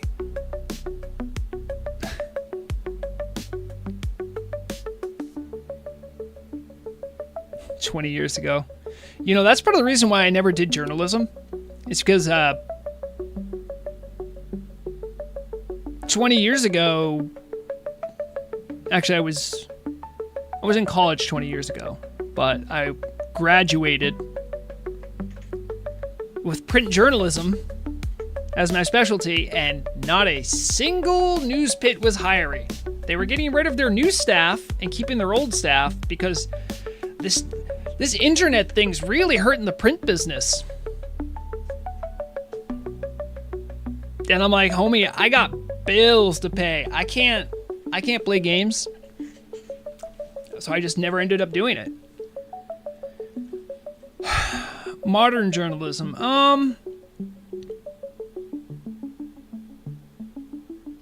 I have a lot of takes on modern journalism. And when I use that term, I need to separate it from media, because media and journalism aren't the same thing. Journalism is a type of media, but media is not necessarily journalism.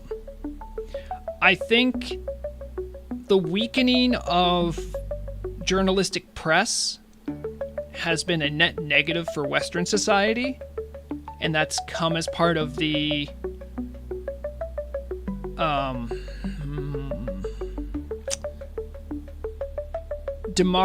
democratization of information. So 30 years ago, if you wanted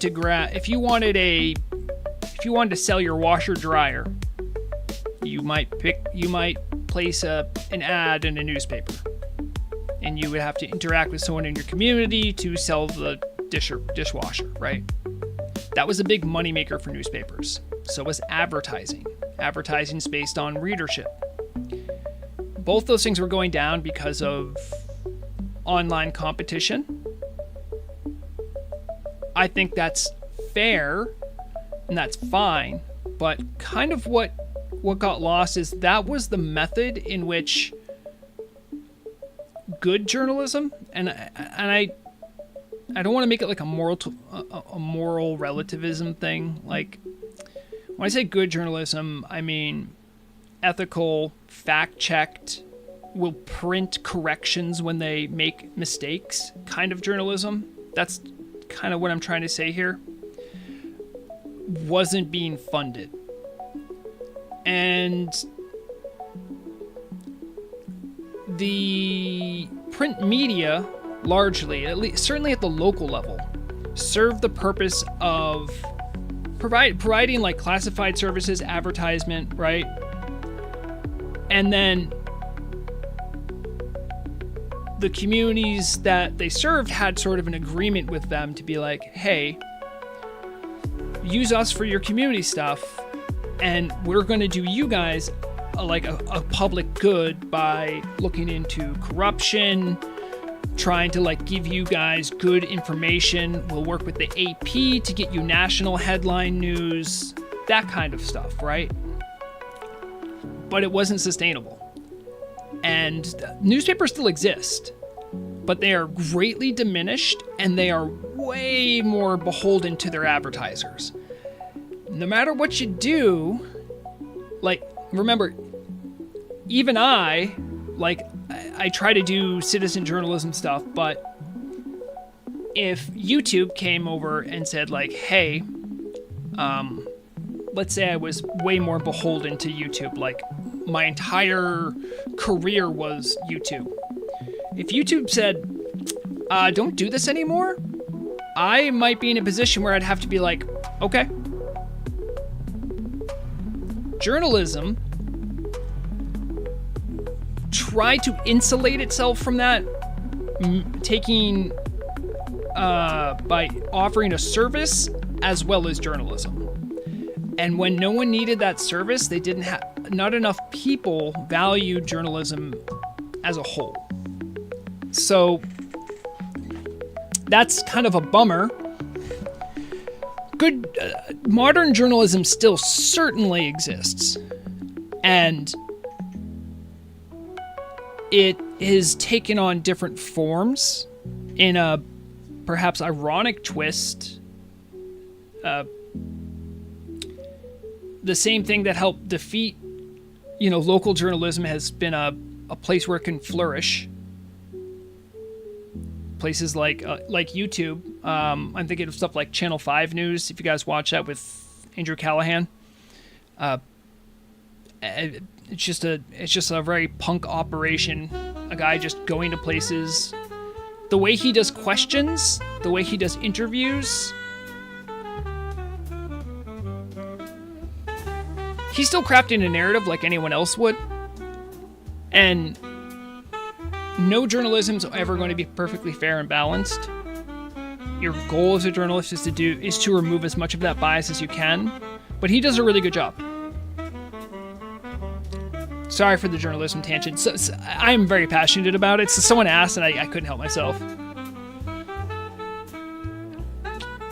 John Johnson says, I've never played Turtle WoW. I played on Light's Hope, and I started Season of Discovery 3 weeks ago. Is Turtle WoW worth the hype?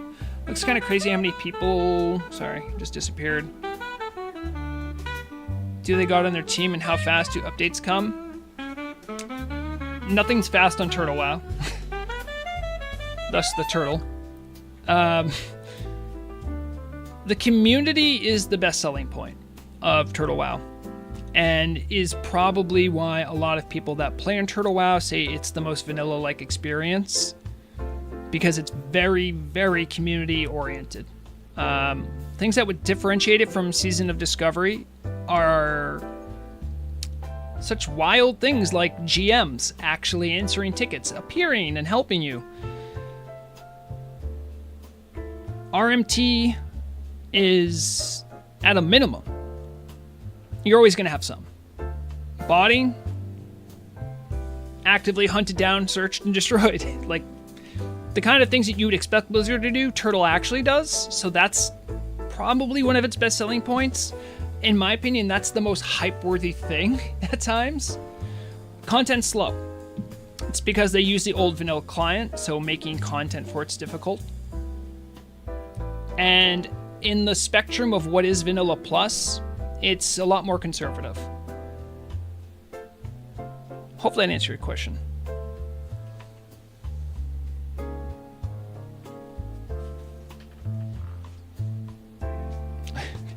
B101 calling out Salas. What? I mean, what are you gonna do? Not everyone can be perfect. It's almost like they're human beings. Some do good, some don't so much. Salas also, I believe, is the Russian community manager. So Some of that might be language barrier. I don't know. You might be Russian too. Yes. Many GMs will say that. Provide more logs. They will say that.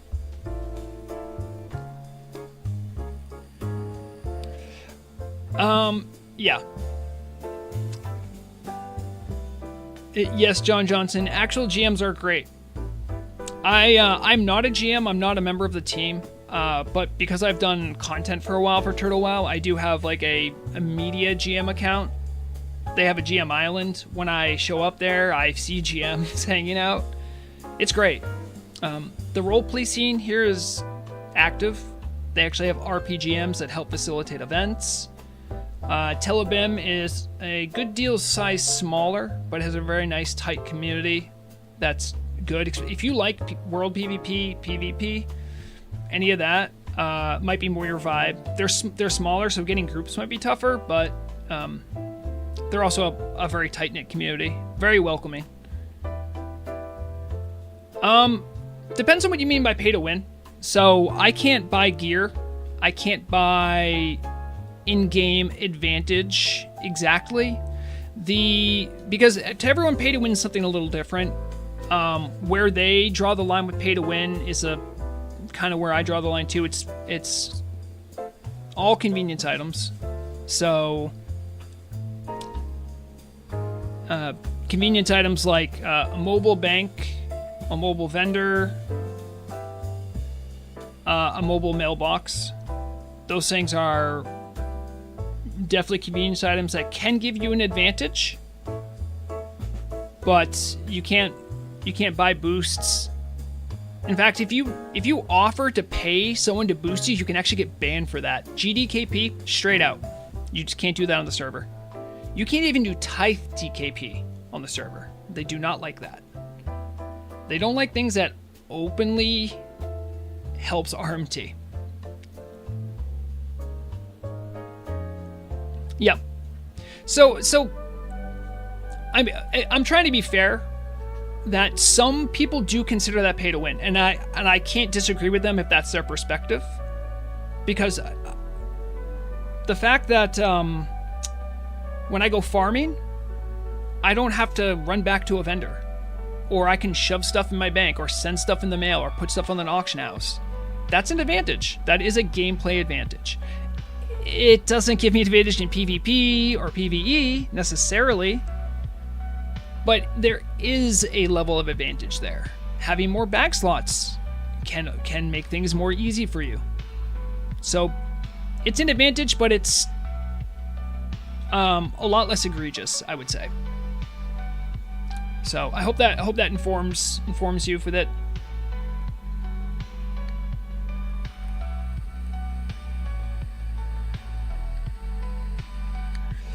Exactly, B101. Yeah.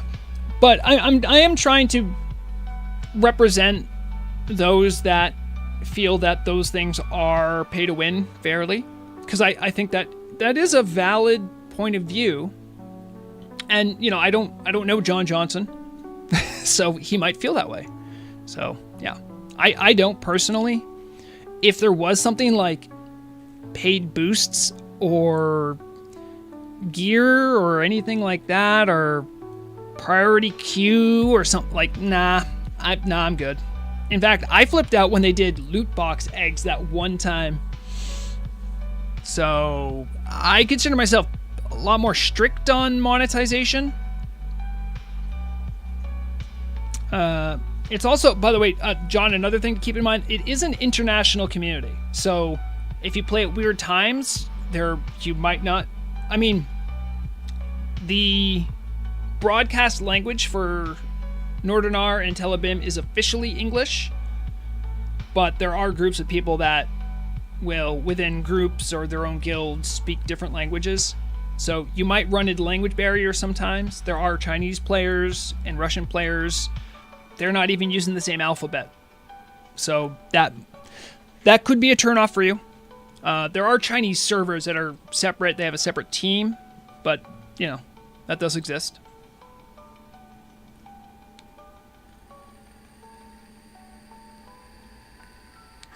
Yeah, no, that's fair, John. And so yeah, there's nothing. If that's your definition of pay to win, that's not on the server, and they pretty harshly crack down on people that try to skirt the rules. Yep. There is a rainbow coalition of different guilds on the server. A lot of different languages.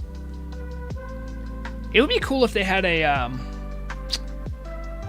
South American server. I don't know if there's any countries where that might work, but it'd be cool because I know there's a good amount of South American players that are on Nordinar. And it would benefit the American players to have better ping. We don't have to go across the Atlantic. We just have to go over the Gulf of Mexico. It's a lot better. Trust. All right, so we finished up. I have to get out some of this stuff here. I have to vendor and send away some junk. I'm not gonna go run around for another one. All right, this is gonna go to the auction house. Oh, let me hit my sell grays. I'll have to hit up a forge to smelt this stuff. If you're like me and you just get a lot of ore that you don't have anything to do with, if you can, you should smelt it, because even if you end up vendoring it, it's worth a lot more if you smelt it first. We got an elemental fire. That's actually pretty good. Solid stone I keep for sapper construction. I've been starting to keep some of my regular gems as well. Ungoro soil, we talked about that earlier. It's useful to keep around, I do. Let's get, we got a bunch of power crystals here. We'll put those on the market.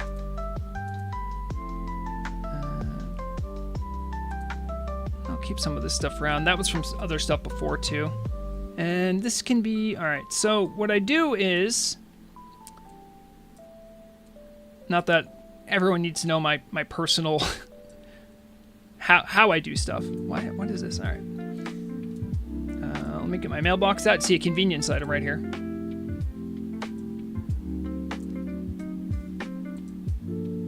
All right, so oh, I don't have movable windows here. Okay.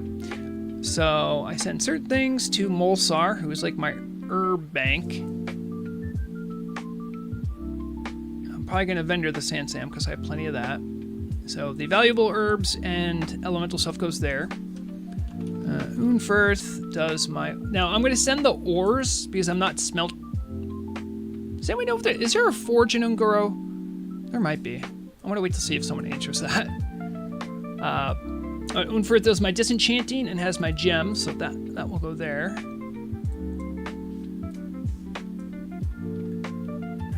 Let me sell the golden Sansam. Oh, hello, Mulisa. Oh, Mulisa. Hi, Manalisa. How you doing?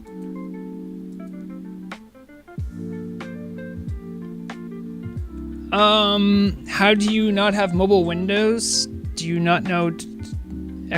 Yeah, I don't. I think it's just a setting. It's just a like. Okay, I can look it up right now, guys. Hold on. PFUI, and then I do search for like. Would it be mobile? Window. See, this is where it's great to have a search bar, but it's like, what am I looking for? Oh, thank you, Vensky. That's true. That farmer's market does have one. Bag and bank. Bag. So, all right, my bags are movable. That's my...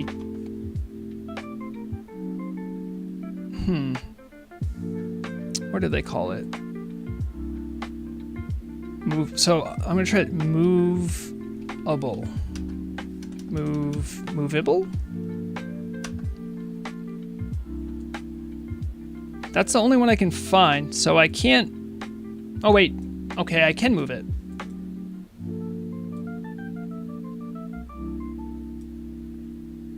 I couldn't a second. All right, I'm not gonna think about this too hard. All right, Unferth also gets that. All right, this is the one. Okay, yeah, see, it moves too now. All right. Unverth, you also get this.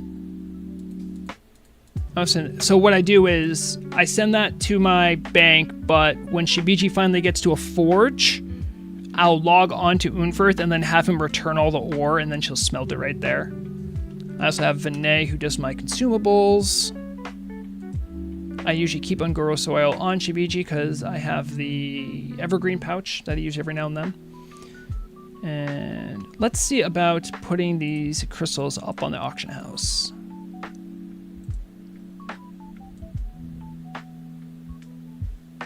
Red power crystal.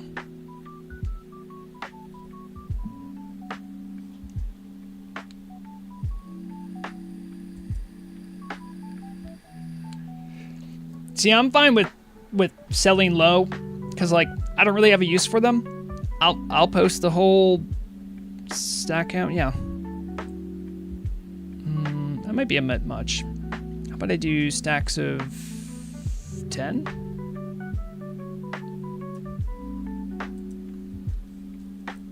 And then another stack of what I had left. We should have blue power crystals.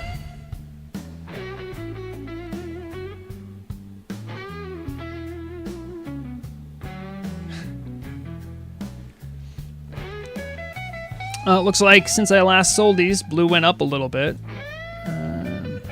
I think I'll do a steal of a deal at 28 silver a piece.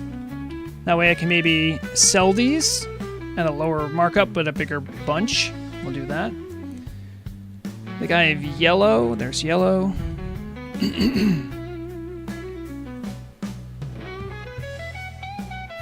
Oh yeah, John Johnson, by the way, there are guilds that have guild houses. That's something that's different. Yeah, these are going for dirt cheap. I don't really care. Because again, it's just money that's on the ground. Like, I don't care. I won't be hurt if I don't get the maximum amount of gold that I want. I'll try 15 silver for these. But it's really not hard to gather them. No one really contests you for them, so. Alright, where to go?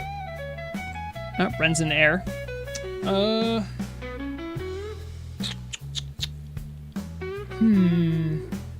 I could go for some Ashara.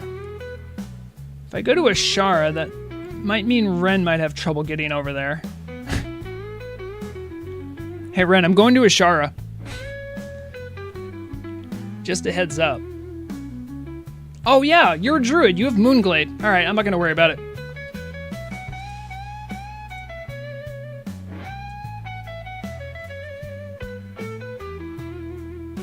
Oh, B101, if you are who I think you are... No, that's just a gift. I had more than I knew what to do with. After fishing, I had like 150 white scale salmon. I'm like, the market can't sustain this amount. Yeah, no worries. Turns out, outside of Karazhan is hitting like 70-80% white scale salmon. So enjoy that. I don't even know anymore if it's an error. I did ask someone. I think I know who I need to bug about the fishing tables. I need to connect with them at some point.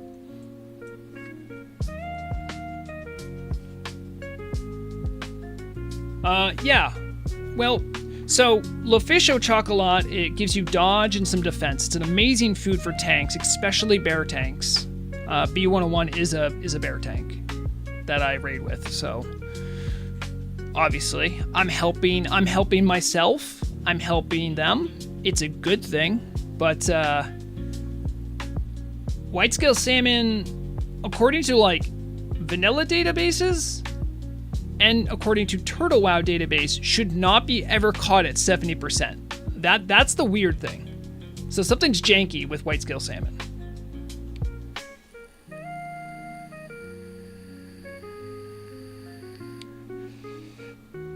Piotr asked, do I think Paladins will get Divine Storm? I don't know what that means.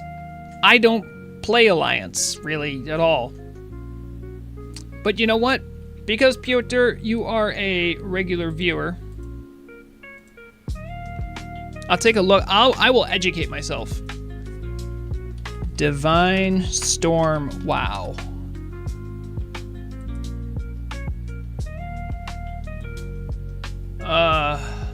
Alright, hopefully this will be somewhat accurate. I don't actually know. Alright, so this is from Classic, but it's Season to Discovery. I don't know if that's accurate, but an instant weapon attack that causes 110 of weapon damage up to 4 enemies within 8 yards. The Divine Storm heals up to 3 party or raid members. Is this roughly what Divine Storm is? Is this necessary?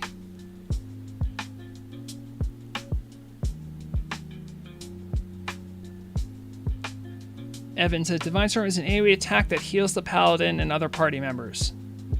So this is Holy Nova from Priests, except it has the threat component. I didn't participate at all in Paladin class council discussions. If I knew, I couldn't tell you, but I could tell you with a straight face, I don't know. Looking at this, if it's remotely like this, I'd be like, what does this fix? Because remember, class changes, the best way to answer your question is, does this fix something that isn't working? And does this serve the class in a way that it should be doing something? Paladins don't have AoE heals. I could see that, but this seems to be a damage and AoE heal, so that kind of seems weird.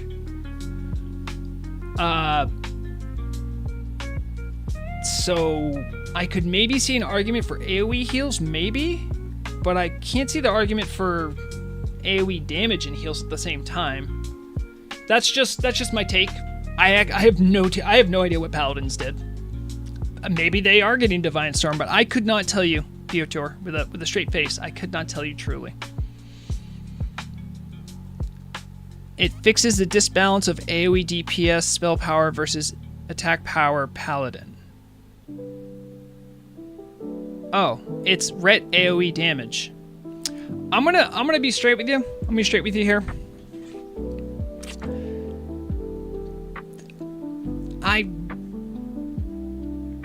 If you asked me, not super knowledgeable. Okay, let's keep that in mind. Not super knowledgeable about paladins. I would be a little sus on it. I'd be like, is it necessary? Now, we also have to balance it against the AoE counterpart as well. Like, would this mess up stuff in AoE? I could see that being pretty strong in PvP is what I meant to say. So I could see that being disruptive. But I'm not... I don't know. Hold on, wait. Paladins have AoE, don't they? Yeah, they have Consecrate. Doesn't that do damage? I know it's not a bunch, but I don't think. Yeah, Paladins have more AoE than Shadow Priests, and that is a fact. The class that probably deserves AoE is not a hybrid one, if I'm being completely fair with you, okay? Classes that can only do damage should be first in line to have some type of AoE. So, you think that a paladin should get AoE in a world where a rogue doesn't? They don't have options. They can just DPS. So, like bear that in mind. Now, if we gave AoE to rogues, what does that do? You know what I mean? So it's like it's not simple. I like the concept. I think I would buy it more if it would be like an AoE healing option. And I say that because, as I understand it, currently paladin healing is super linear. And giving an AoE heal spell seems like something that's on brand with the lore and would help fill a gap of like paladins just don't have anything like that. Now, I wouldn't make it as good as Chain Heal. I wouldn't make it as good as Prayer of Healing, but just have it be there as an option. I think that would be maybe a good move to go. But remember, the more we do that, the more we start running into the trap of retail where, well, this class has that, why can't this class have it? So we also have to weigh it against that too. So my gut says I don't think they're getting that. I don't know for sure. If they are, it may not look like that. If you have information, though, I'd love to hear it. It's kind of funny because even though I was part of class council and I could literally go look this up, I wouldn't know where to start.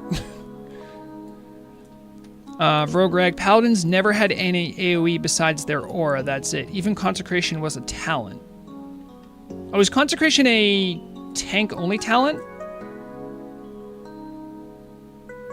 Because they have a protection tree, right? So that's a tank talent, I guess. But that is AoE. Spamming one spell, even when the tank at full HP isn't linear. What are you talking about? yeah, it is. Okay. I'm like, what? No, it is. I mean, granted, shamans have a shamans are usually relegated to roles of raid healing, and healing for them super linear as well. It's hit chain heal a bunch. So, you know, and if I'm being perfectly honest, the thing that stops shamans from being more competitive with priests and paladins for doing tank healing is their mana problem. You can't really beat the sustain of a paladin or the regeneration of a priest. I don't know enough about druid healing, but I think they're more hot focused, so maybe they have some of that too. But oh, Jose, I hope you're doing well. Oh, wait, weren't you one of the people that was dealing with the last hurricane? I'm sorry, man. Listen, if you need a break from the hurricanes, like, other states will just take you in. It's fine. It's great up here in New England. If you want to watch Mandalore. Pewter says, I actually play healers if they worked like in Wrath of the Lich King, where you can cast a lot of instant cast spells and have like 4 heals to choose from. A rogue support AoE would be cool, maybe a smoke screen to lower hit. What a great idea. Yeah, they teased that. I think what I'm more speaking about is, so in a world where we are trying to respect what is in vanilla to some extent, we have to remember that there are certain roles that are sort of designed, and as much as it pains me, rogues were only lightly designed to do any amount of tanking. They're not designed to be main tanks, generally. And I could see someone arguing differently, but the reason I bring that up is that rogues, warlocks, mages generally are designed to do DPS. And I would say it has always felt weird that the only cleave ability, not even AoE, just cleave, that rogues have is Blade Flurry. It's a 2-minute cooldown. It's very deep into combat. It's really good. But it has always felt strange to me that, like, hey, your job's DPS. You're not the best single target DPS. You're not the best AoE DPS, but all you can do is DPS. It's like, so why play rogue? It's like, there's only one utility thing you can do, which is improved exposed armor. You only need one rogue to do it. So are you saying like rogue number 2 just doesn't get to go? kind of feels weird, no? So I would say for that reason, I would like maybe more cleave on a rogue, if not AoE. I could see, if I thought about priests, it's like priests don't just do damage. They can do damage and they can heal. So some of their class power is split between those two, so it's understandable if they don't have AoE. That being said, I know they desperately want AoE. So, and by the way, this is just my own perspective. I could be wrong. You could think I'm wrong, and I could be right. Whatever. Everyone wants AoE, yes. Everyone wants AoE, but they don't want to pay for it. There's always a cost for AoE. It's usually huge mana costs and the ire of your compatriots. How did you have aggro on her even though I was blasting her?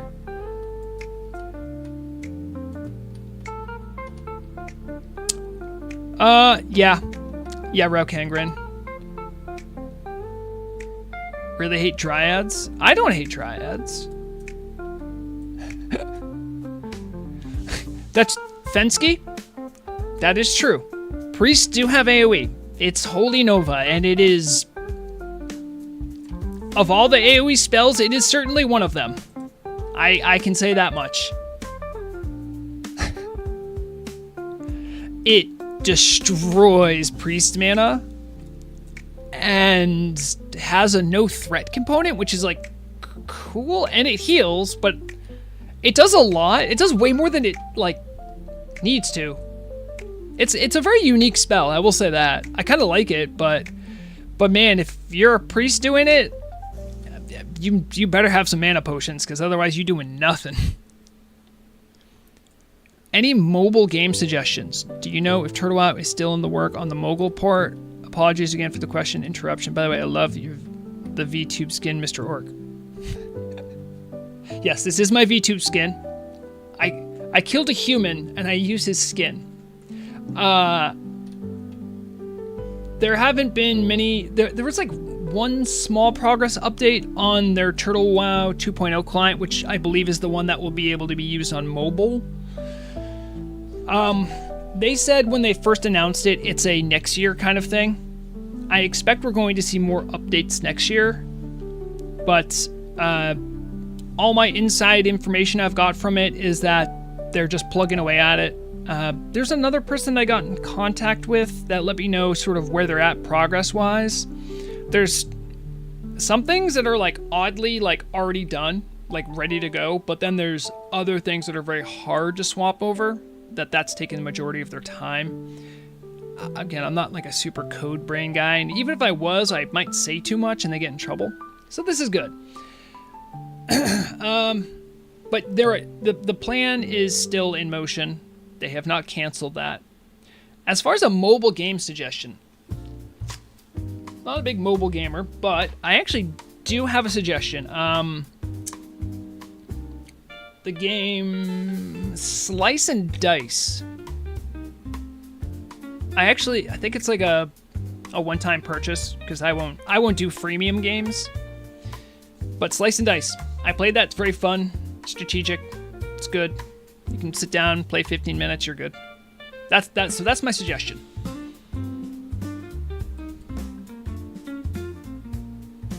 Oh, I am technically looking for Dreamfoil, so I'm going to do this. DB Dreamfoil. Objects. Dreamfoil? Dreamfoil? One of these? There it is. There's 3 different types of Dreamfoil. Yeah, other people might have good suggestions here too.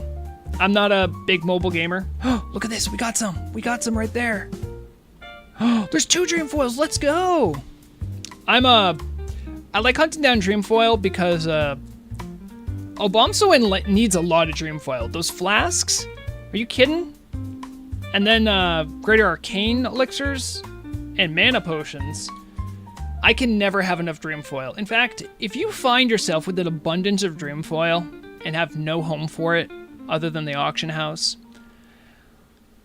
And you're feeling generous. I'll gladly take your dream foil. Your dream foil will go to a happy home. That's what I'll tell you right now. Probably as part of a flask. Or mana potion or greater arcane elixir.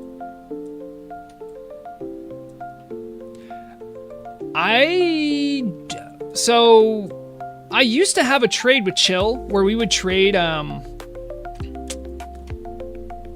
when I was raiding on Vrograg, I used to need more Grom's Blood, and I would trade Grom's Blood for Dream Foil. Now I'm in the situation where I need Dream Foil, not Grom's Blood. Unfortunately, I don't have a big backlog of Grom's Blood. The last batch I did, I made into a bunch of Mighty Rage Potions and made a bunch of money. Big W there, but don't have a bunch right now, but we can work out something later. Oh, you know what? Hold on. Let me check something. Let me show you guys the glory of family. See, I'm not on the account that has the Grom's Blood, but all right, let me get this. Boom. Okay, here's Family Ledger. Let's take a look right now. Grom's Blood. How much do I have? I have 29 right now on one of my bank tunes. So that's not a lot for me. Usually I wait till I get like 60 to 100 until I start doing something with it. So, and that is the beauty of Family Ledger right there. I can look it up. I don't have to go check. And as I pointed out before, right? Oh, when did I get a Black Lotus? Wait, seriously, when did that happen?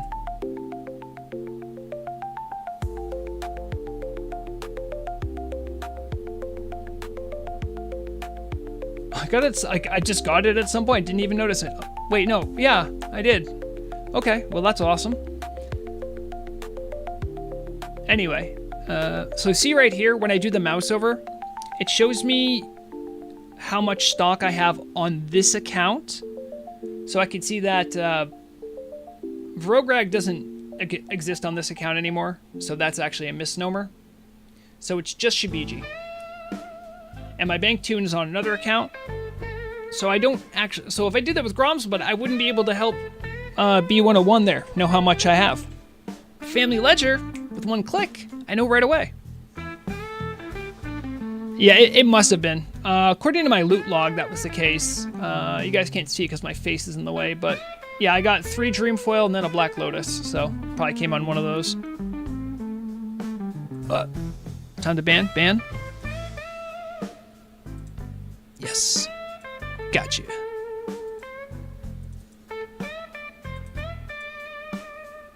I didn't delete Vrograg. That's from moving accounts. So like way back in the day, Shabiji and Vrograg were on the same account, and then I made a new account to move Shabiji to. And for some reason, like that data's still somewhere in my WTF. So it's just there. It's like it's an artifact. It's not real. It can't hurt you. Could you imagine? I could never delete Vrograg. Vrograg has a Thunder Fury.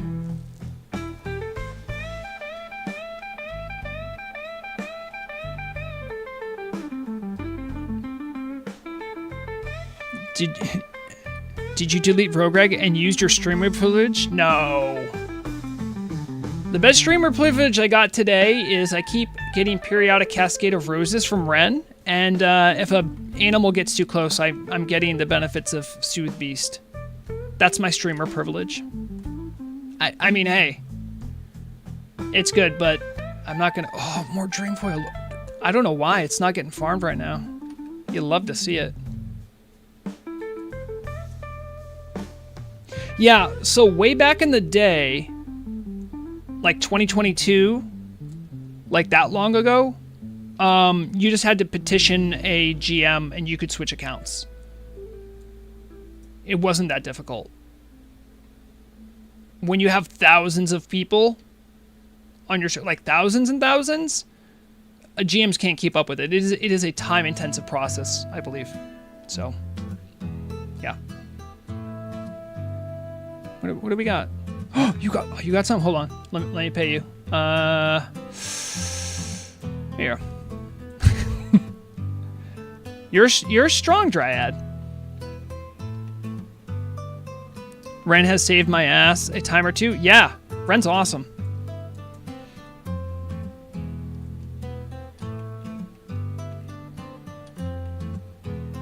So it wasn't faction swapping. It wasn't a for free thing either. You had to pay turtle coins to get a race change. Back then, there was one person that did it,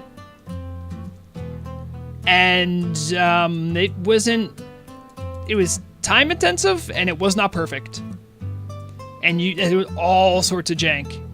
Now they have an automated tool that does most of the work, rather than having one guy in a basement do it all day. So it's a better circumstance. Part of the reason they took it offline for a while is because they couldn't fulfill everyone's requests until they made a tool for it. Oh, hold on. Is there any? No, there's no minerals.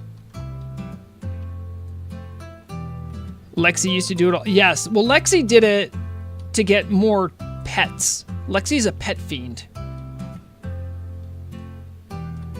And occasionally, Lexi, who I think goes by Sylvie, usually when I see her in chat, will drop by every now and then. It's usually like first thing in the morning when she drops by for her, because she's in Australia. Come on. No dream foil? Come on, give up the dream foil. I can see all these nodes. Any minerals? Nope.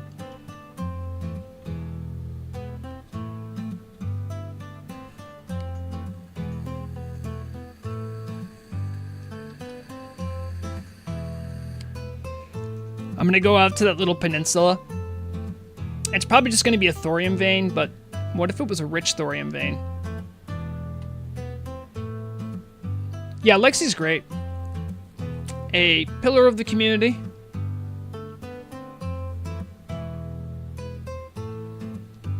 And I used to raid with her way back in the day. Back when we were, I think we were progging Nax, I think, when she left. But yeah. She's worked on some add-ons as well. Well, I guess there was some brouhaha with I know enough about the details, but I don't know enough about how serious it is. There was some brouhaha about some code being used and not being attributed. I don't want to get into it because I will be speaking uneducated. But it's something that the two parties that are affected need to work out, not me.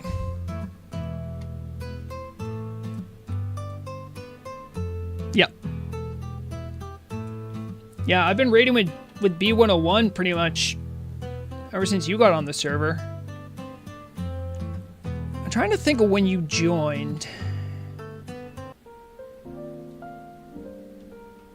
I think we were starting Nax when you joined 101. I remember it was a big deal because I had Guys of the Devourer and you didn't. And you're like, why do you have that? And I'm like, rogue tank. And you're just like, okay, as you step backwards slowly.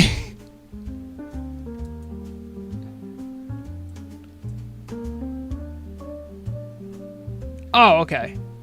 Yeah, we took a break from AQ, I think. I remember that. And I think you weren't there for one of those times we were doing it with like a low number of people. And the guys dropped and everyone was like, oh, our feral isn't here. And I'm like, oh no. Oh no. I guess I'll take that Guys of the Devourer. Oops. Oops. Got my tank bis. Whoopsie. I think it was 2022. I joined Turtle WoW in late 2021.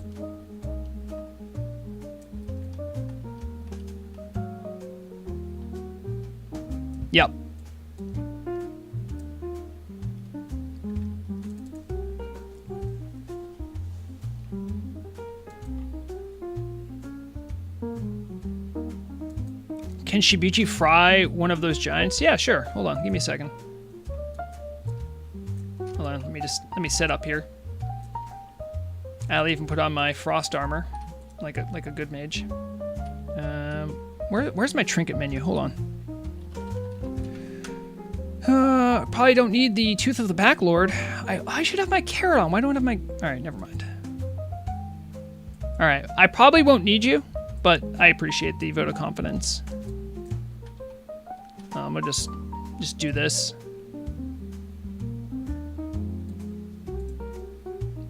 It's easy. Oh yeah, look at that root. Boop. Okay, we do that. And then we're gonna do the Frost Nova, blink away, and then hit him with the good stuff. More Frost Bolts, baby. Come on, get a crit, get a crit. There's the crit, easy. Giant nobodies is more like it. Oh, let me, we're in a group, right? Yeah, let me do this. Whee! Wait, why aren't you working? I hate how that noise just decides to have its own volume.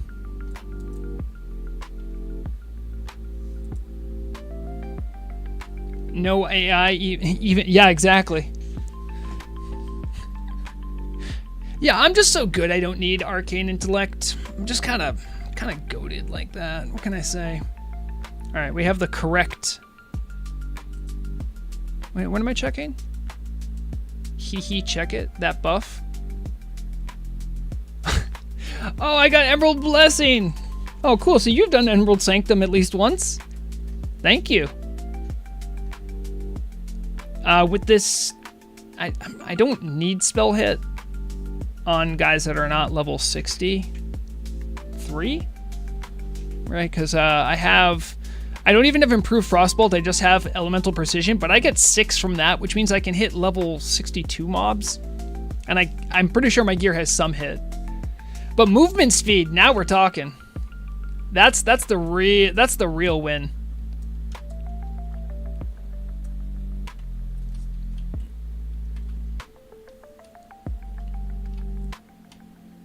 What is the biggest crit Shabiji has landed? Hold on, there's actually a thing for this. Hold on, it's is it like kill count? Hold on, I can actually answer this for you. All right, it is. There is an add-on that keeps track of these things. Once I find it, I'll know what it's called. I'll know the command for it. Kill log. So if I do /kill log. All right. Here it is. So check this out. Well, I can't move this window because it's not a PFUI window, but my biggest Frostbolt crit was 10,528. I guarantee you that was on a Chromagus or a Draconoid with a Frost vulnerability. So there you go. It doesn't differentiate between biggest Frostbolt crit with vulnerability or not. It's just, here's the biggest number we recorded. Yeah, it's called kill log. I know my screen's eaten up a little bit. I recenter it because I have to keep a windowed mode on, but it is called where is it? Kill log. That's it. This add-on keeps a record of your exploits fighting creeps in Azeroth. And if it has other couple things too. Kill log. So other things you can note here is things that have killed me. It keeps a log. I know it's cut off a little bit, but I can see what like Victor Nefarious killed me on June 10th, 2024. Kel'Thuzad killed me. Why was... Oh, yeah, that's right. I think one time they needed a mage for a Nax run. I should not be a Nax. I was not geared for Nax, but let me just put it to you guys this way. No? Why would... Let me put it to you guys this way. Let's say I might have won big on that Nax. Yeah, my tier 2 geared mage has Mr. Bigglesworth. Should not have Mr. Bigglesworth, but does. I don't think it... Does it say how many... Actually, you can do... If you do /played, which... If you don't want to see how many hours you've wasted, don't do this command. But if you do /played, the details it'll tell you how many days, hours, minutes, seconds you've played, how much you've played this level, and then it also gives you a death counter. So according to this, I have died 249 times on Shabiji. Thank goodness you can't see how many days I've played.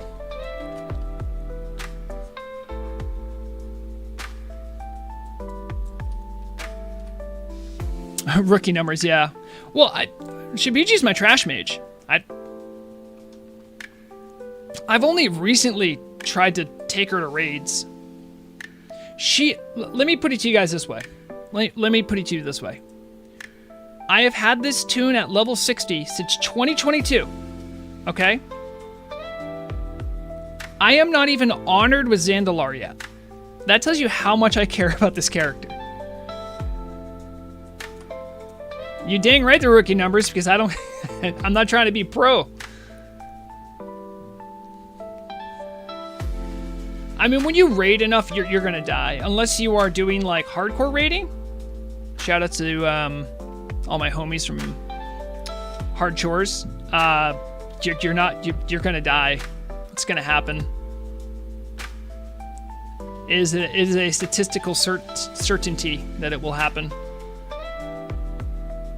Yep.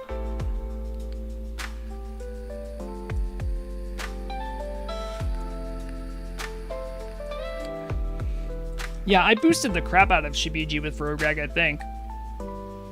So I wanted to get my farming guy up.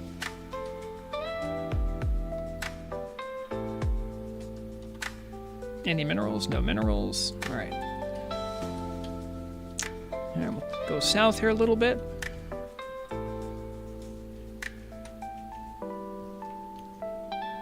Yeah, you're more likely, I mean, granted, Vrograg never died before he hit 60, but he was hardcore, so I had to be super paranoid. Or killed Murog in accident a couple times.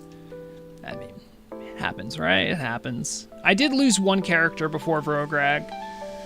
Vrograg was like attempt number 2, but he was my first attempt at a rogue. My first attempt was a mage. A goblin mage. Poor Milsal. Died to an unleashed elite. Rest in pepperonis. Somewhere in my WTF config file, there's still data for Milsal. And her bank data that I don't need. So I purged it recently. So I'm like, I don't think this is valuable. I don't think you're useful at all.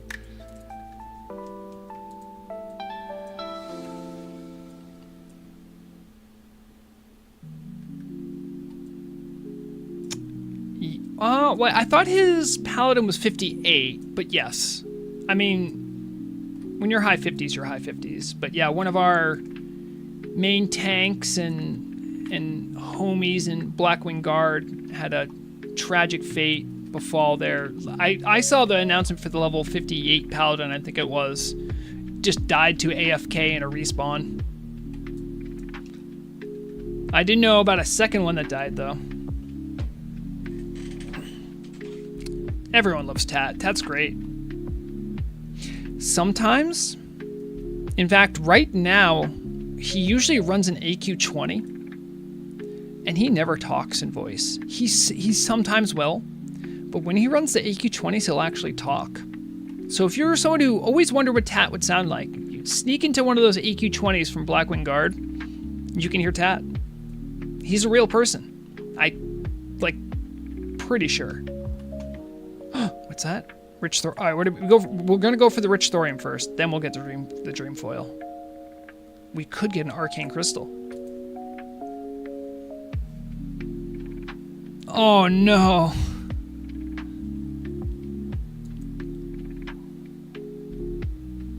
Yeah, that's brutal. Losing one that's Was that a 3-tap rich thorium? Man, they don't make rich thorium like they used to.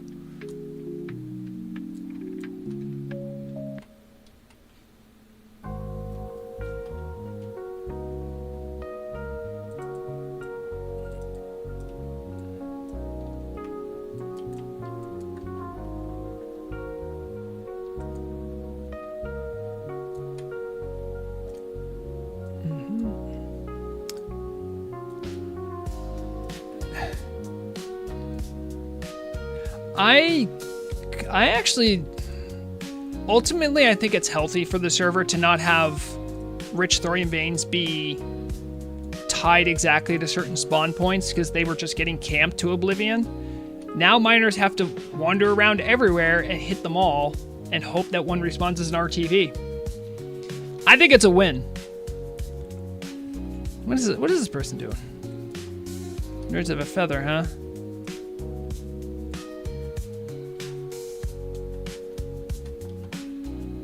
People from Nerds of Feather are great. They're the ones that have that Ladies Night raid group. Murog's been to a few of those. Very supportive member of the community.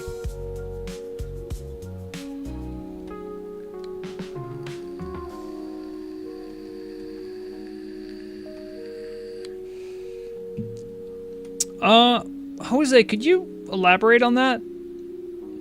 I know a good deal about Rogue, but I don't think I've ever heard someone say something was wrong with Rogue energy. Do you know what specifically is wrong? Because I was pretty sure it was pretty close to vanilla value for when you get the ticks, how much you get. Are you talking about 0.5 set? Like the dungeon tier set?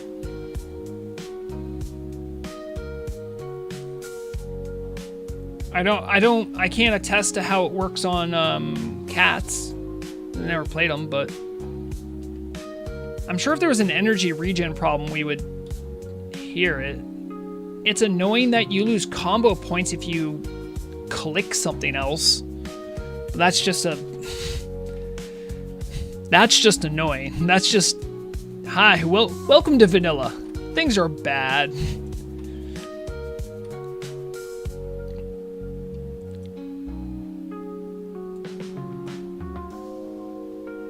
Oh, yep. This is when I do my Shabiji as a criminal and is doing her part. Her community service right now is to clean up all the sungrass that no one wants. But the more I clean it up, the more it'll encourage other nodes to spawn more quickly. Remember, do your part. Clean up herbs. If you're an herbalist and you're doing a little romp around, just go ahead and pick them. It should, in theory, up the rate of the dynamic respawns. Have I tested this? No. Do I do it? Possibly for no reason? Yes. And is that okay? Yes, that's okay. It's not bad. It just requires for you to pay a bit more attention than it is in later expansions. Yeah, I mean, it's... Yeah.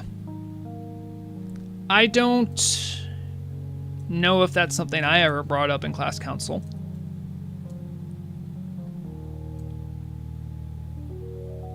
It just kind of is what it is. It's not... I know what you mean. There's also the problem with if you use Sinister Strike and your weapon is still swinging, you can reset a swing timer. So you can use swing timer add-ons to try to mitigate some of that, but even then it's very tedious and the overall effect isn't that great. But it does a noticeable bit of better damage because you can, if you're just spamming Sinister Strike, you are very likely going to skip a weapon swing. You have to find a window of time. I forget exactly how it works, but it's like you have to find a window of time to use an ability when your swings have either just happened or are just starting to not interrupt them.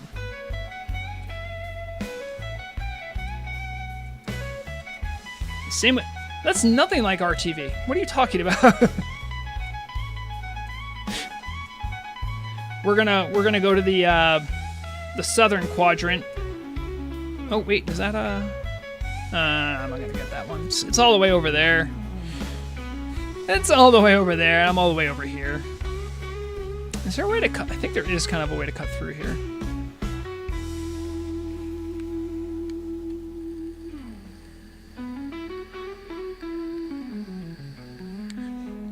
I mean, this is definitely not as efficient as other forms of herbing. This is definitely not as efficient as doing lashers. But running around the world, mining and herbing, it's its own thing. I find it to be way more relaxing. I mean, I like fishing. I like doing this. It's fine. It's fine by me. I also like doing lashers, but I do secret things with lashers that I can't. That if I shared with you guys, it would blow your minds. So, out of respect for you, I can't show them.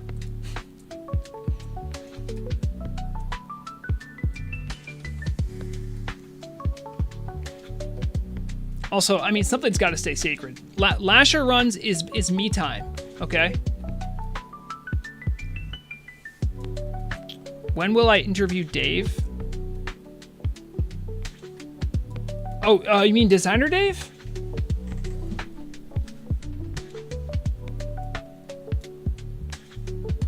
I don't know. I thought it never crossed my mind. He's a member of the community, but I don't think he's a Turtle Team member. Right? Yeah, I don't think he is.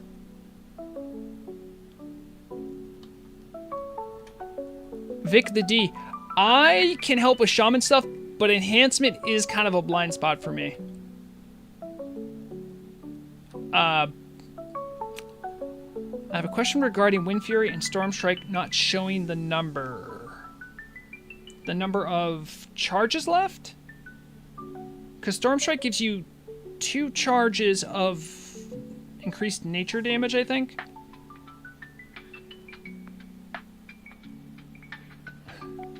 Rao Kangren, there is. There is. Do you remember his time in Blackwing Guard? Who? Oh yeah, I do. Yeah.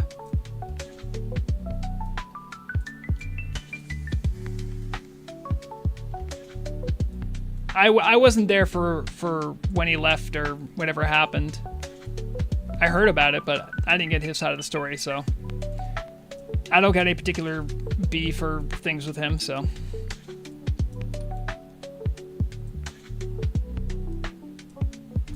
Oh, I'm not even looking at. Oh, I walked right by an herb,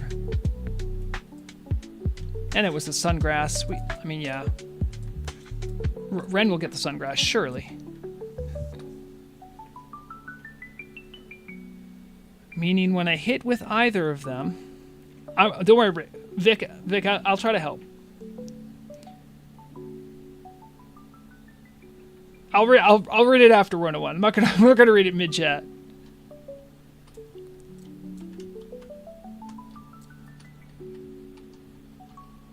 I'm pretty sure I did read it.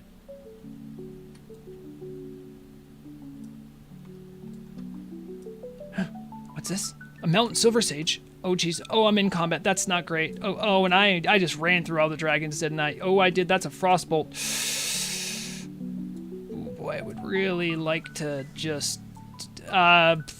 Ren, save yourself. I may not make it out of this one.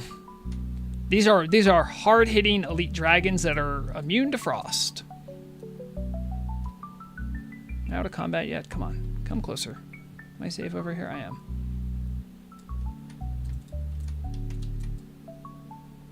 Okay, I'm leaving combat. Alright, good.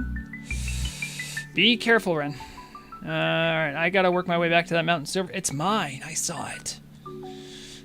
Get back here, you Silver Sage. It probably has a Black Lotus. That's why it's hiding over there.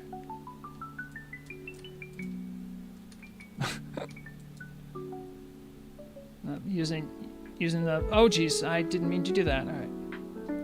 It was over here, I think. Did someone get it? Ren, you monster, you must have got it. Or someone else who was there at the time.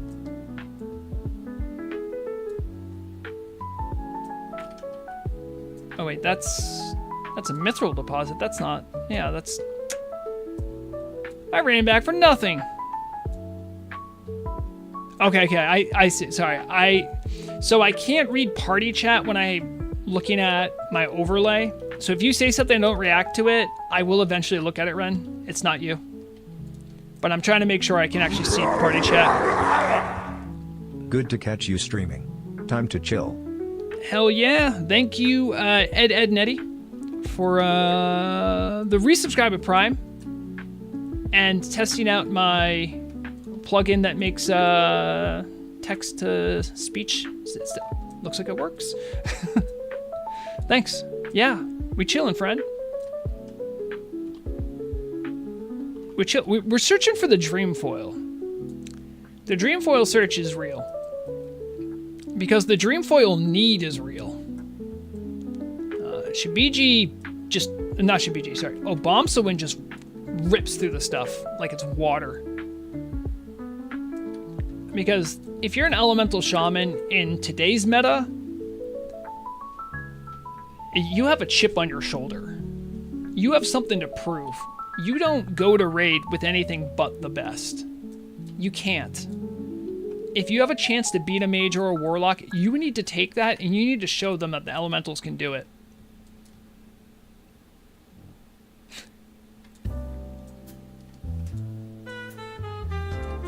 And do it while dropping Wind Fury. So that way, if they beat you, you can be like, yeah, but if you add the Wind Fury damage, I'm actually better than you, so... Don't be that guy. Unless that person's also being that guy, then be that guy. But you know what I mean.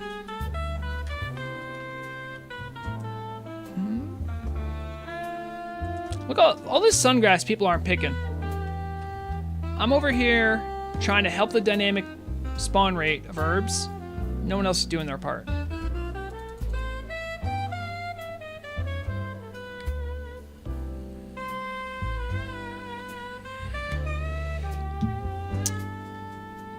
Oh, I'm gonna, before I get any eye strain, I'm gonna turn on my lights inside.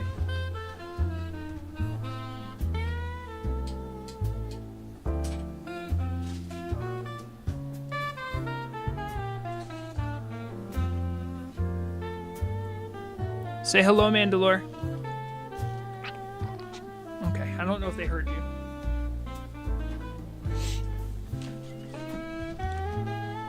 Yep. Mandalore's also chilling. We're all chilling here. Maybe you had a long day at work. It's middle of the week. It's hump day. You just gotta kick back, you know? Chill with the homies. Do some mindless stuff to clear your mind of all the BS. You'll be feeling better in no time. It sucks out there. So, the daily groove, to the best of my recollection, herbs and mining nodes have a set time that they are scheduled on to respawn. If there are both a lot of players in an area and the items in question are being gathered a lot, the dynamic respawn measure? No. Yeah, measure, developed by the team, should increase the spawn rate of that type of resource. So if all the things are being mined in one zone, then their cooldown to respawn should come down. It does not care about specific items. So it's like, if all the dream foil goes away and people only pick the dream foil, that doesn't make only the dream foil cooldown, because all herbs, except for Black Lotus, are on the same timer. And now all thorium, mithril, true silver are all on the same timer as well. So, yes, theoretically does. Do I think it has a huge impact? No. But it has a little impact. And that's better than none. And you'll often hear me say this. Listen, I might not be able to sell that on the auction house, but let's be real. That's just money laying on the ground. Someone just left it there. The rogue in me thinks it's mandatory for me to grab it. It's like a pickpocket. Well, I just pickpocketed something right there. I hope I am too.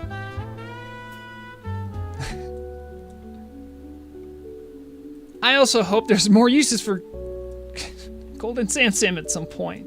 It's very sad.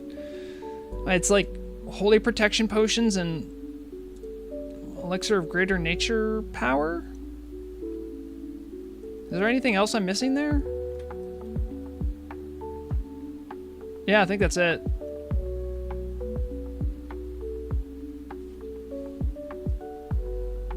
Is it used in the... Oh, that's used for... Which one?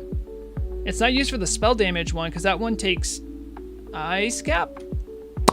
I think?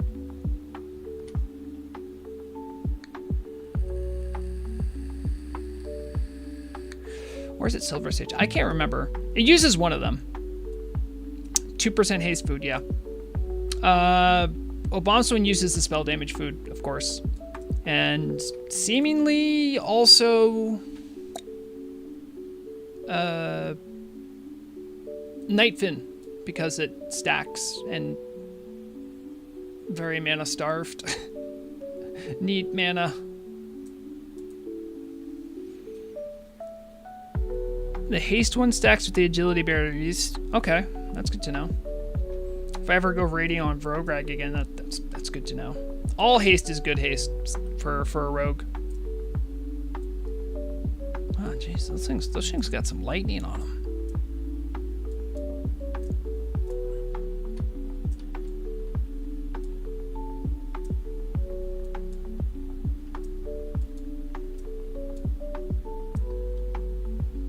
Yeah, I have to admit, I am a little torn about...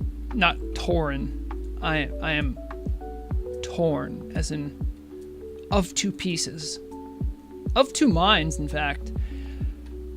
I remember well a lot of the changes that last I checked, before the team took them and squirreled them away and said, we're going to test these now. I remember many of the things that they said were going to be coming for rogues, likely coming for rogues. It makes me want to play rogue again. But I also worked a lot, specifically on Elemental Shaman. I helped a little bit with Resto. The Enhancement Shaman people talked about Enhancement Shaman stuff, and I sat in the corner and just kind of nodded my head, like, yeah. Yeah, I've also heard of Stormstrike. I know what that does. Yeah, Loktar, exactly. That's how those conversations went. I didn't sign up saying I was an enhancement shaman specialist. I'm like, I know a lot about Elemental. I know a lot about Resto. I'm better with Elemental than Resto. Don't take me if you're looking for enhancement. Will they nerf Ignite? I don't know if they'll... I mean... My best hope for Ignite is that they can somehow make it personal. At least the threat from it personal, right? Because that... I mean... I do agree to a certain extent that part of the difficulty... on the high end of being a mage is being able to recognize when there's an ignite stack that's running out of control and knowing when to call out to the other mages to be like, hey, do a pyroblast or start casting frost, you know?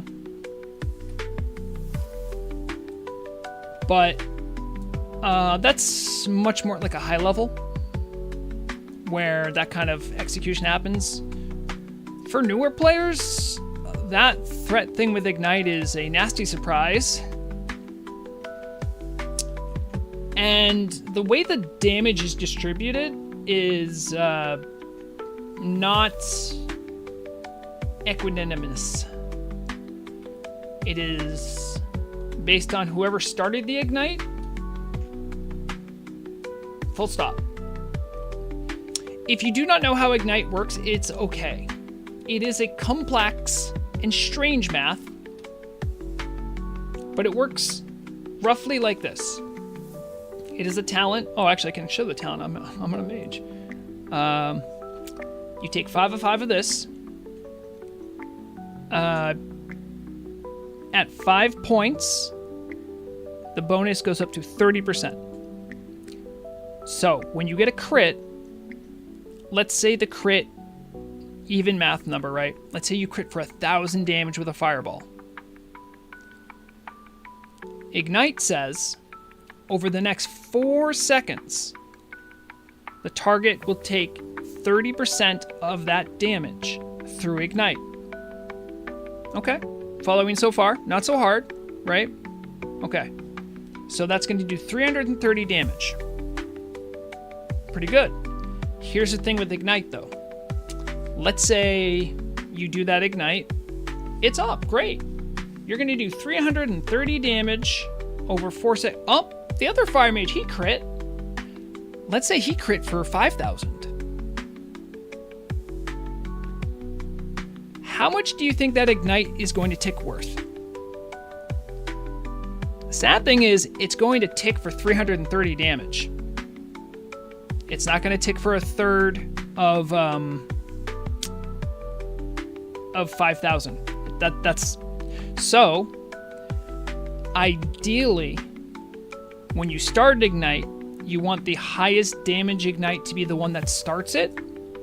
You don't want it to happen from a Scorch. You don't want it to happen from a flame, Fire Blast, or I suppose a Flame Strike or a Blast Wave. You want it to be a Fireball or possibly even a Pyroblast. That's what you're aiming for. Now, here's the other thing. Let's say everyone's doing about the same damage, right? If there's a lot of crits, and that buff keeps getting re-upped, that's a lot of threat. And it's all assigned to the person that started it. So if you have a lot of mages, rolling Ignites can become a real threat issue. So you have to manage that, right? So Ignite does have some legitimate problems that could be looked at. I think there's a number of different solutions. It's strong as well. It is also the reason why Fire will always out DPS Arcane and Frost. It is the primary reason, because Ignite is so strong.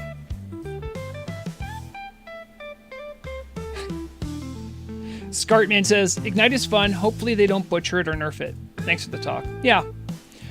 I think if they can find a way to keep Ignite separate, that would be the best case scenario.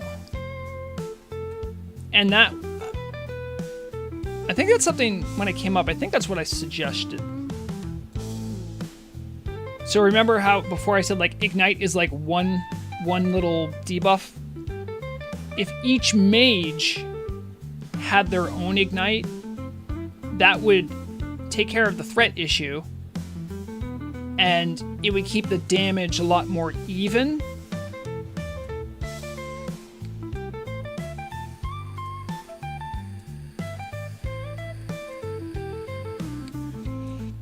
Well, Scart, that's kind of the rub, right? Because the reason it's strong is because many mages can keep it up forever. But that's also what causes the threat issues and also causes the logs to never make any sense. Because whoever starts the Ignite is just the one that gets all the damage. Which, I mean, granted, logs shouldn't really change how you design a game, but it is confusing. Especially for newcomers who see like, oh, on Patchwork, this mage did twice the damage everyone else did. Also, there were 6 mages. It's like, I wonder how that happened, right? Like, it's not really a mystery. And then when you go in, you look and it's like, Ignite was 90% of the, like, you know, it's like something like that. It's like, well, okay, so we know what happened. So it's strong, but I guess what I'm trying to say is it's hard to tell if that was the original, if it working like it works for groups was the original intention for the designers. Do you think when they made that, they're like, yes, ideally we want all the mages, we would like there to be like 10 mages and we want them all to build off each other's, you know, oh wow, I got a fell cloth, let's go. It's like, I don't, obviously it's an extreme example, right? But I think it's a stretch to say that that's kind of what they intended.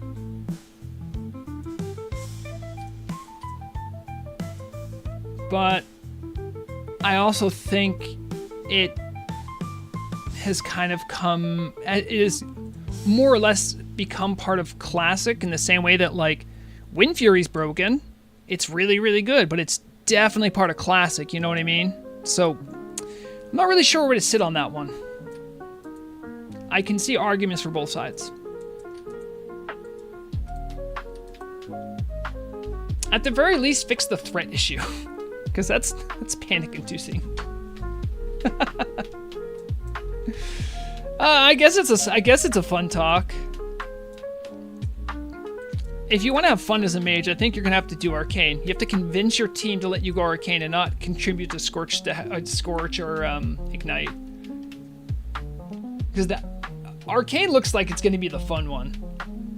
That RNG casino of a class. It's just like, well, you're gonna lose a bunch of mana. If you lose too much, you die.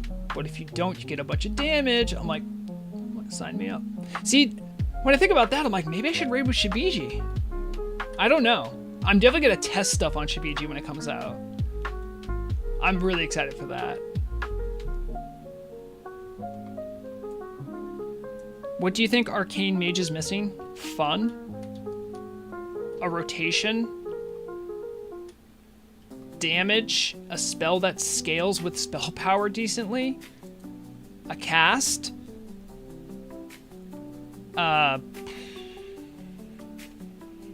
There's a lot it's missing.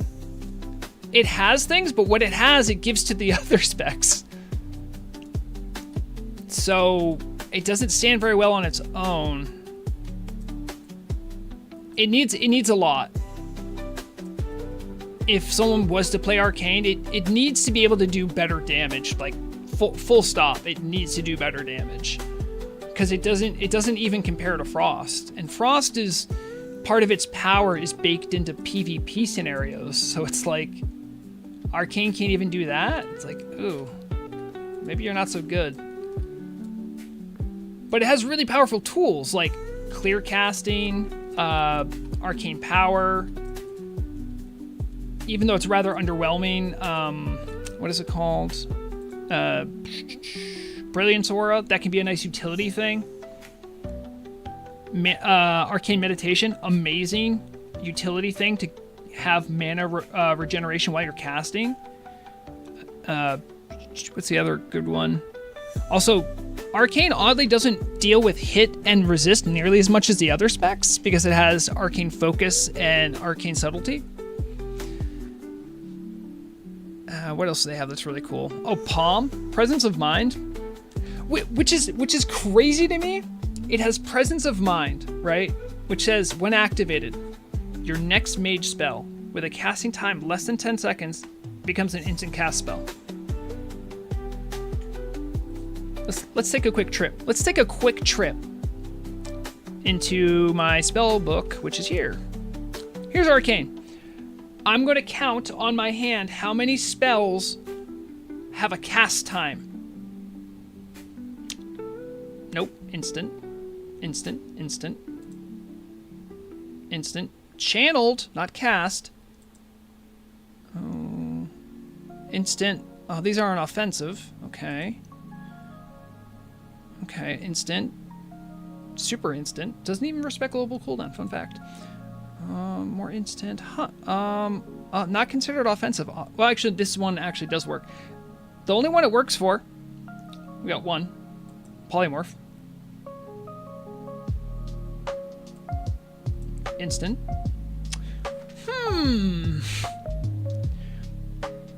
The only arcane spell that can take advantage of an arcane talent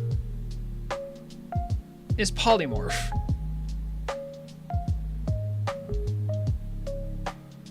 By the way, this doesn't work with portals, sadly.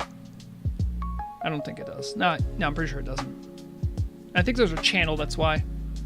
Arcane missiles are channeled. Here, I'll show you. Let's pick on this guy right here. So look, I'm going to cast a spell. You'll see it'll say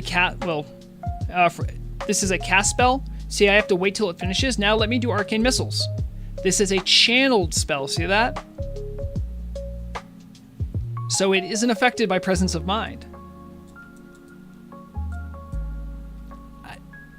Does that not feel weird to anyone? Obviously, arcane, the way it's implemented in vanilla is to be sort of like a side hustle for frost or fire. Arcane doesn't really stand well on its own. To make it stand on its own, it needs something. It needs a lot more.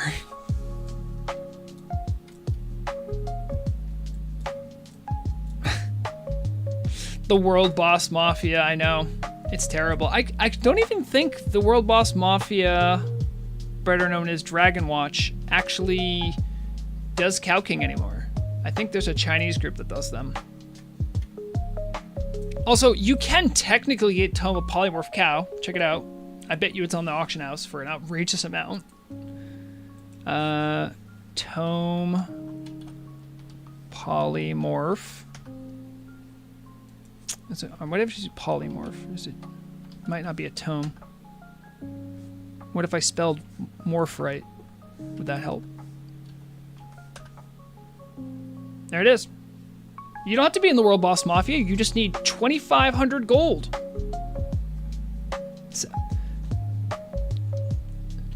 Sagabal, listen. That's on you. That's outrageous, by the way. Oh, you can get it without World Boss Mafia, though.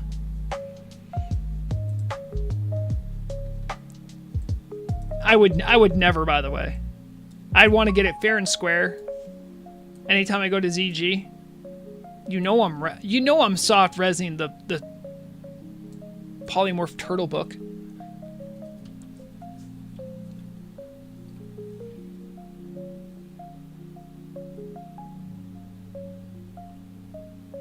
Yeah, well, exactly. I think, yeah, well, the Cow King doesn't exist. Obviously, it's just a world drop. No one's admitting that, but, you know, what are you going to do?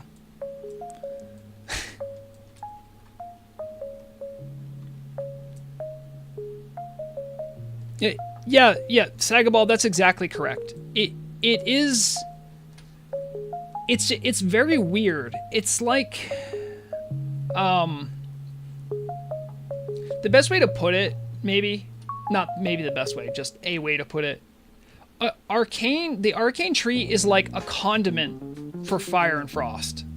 And that's like all it seems able to do. It's just seasoning for the other trees. I think it should keep that, but I think it would be cool if arcane could do something on its own.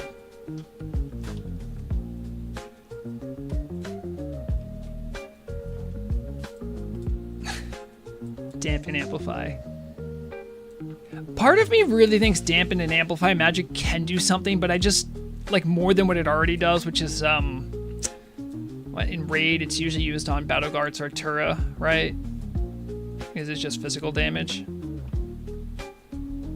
I feel like we should start putting Dampen magic and just tell the healers to heal harder.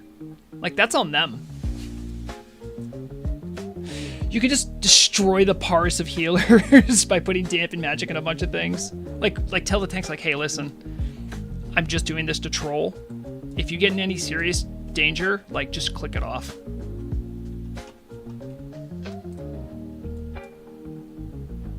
Let's see. Like, it feels like it was designed back when Mage had way more control and tools, and then never got removed, like when they lost spells like slow. Yeah, I think that's a fair assessment. I think Mage has gone through a lot of revisions. Like, from the days of Alpha, it has changed a lot. Like, Mage used to have, like, invisibility. They gave it to them in TBC, but there's a lot of things that feel like, here's a good example. Why does this say lesser curse? It works on every curse. Am I the only one that sees this and goes like why did... I have yet to find a major curse. It works on everything.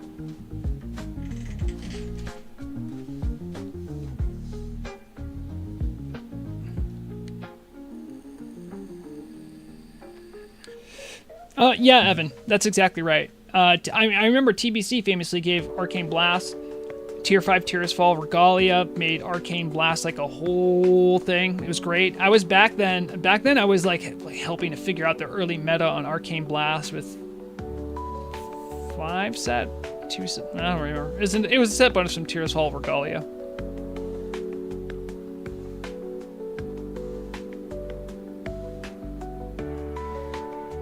El Criso, by the way, I did see your comment. I really like the news format. Good work. What are you farming? Right now, just herbing. Just herbing and mining. We're chilling as well. It's mandatory because herbing and mining, it's a chill thing. I'm hanging out right now with my faithful dryad companion, Lurluni? Luriloon? Anyway, it's Ren.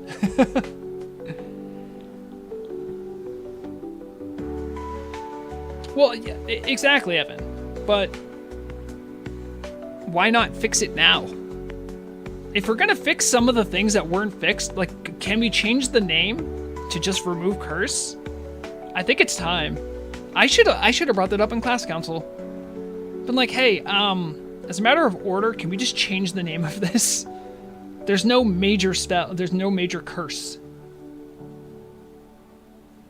I remember when I first leveled a 2 and I got it, and I'm like, oh boy, this is another thing I'm gonna get a bunch of ranks for, and then it never happened. I'm like, okay. What you got there, Ren? Oh yeah, that's right. You were grabbing some stuff. Here, tell you what, I'll make it worth your while. I'm not a tailor.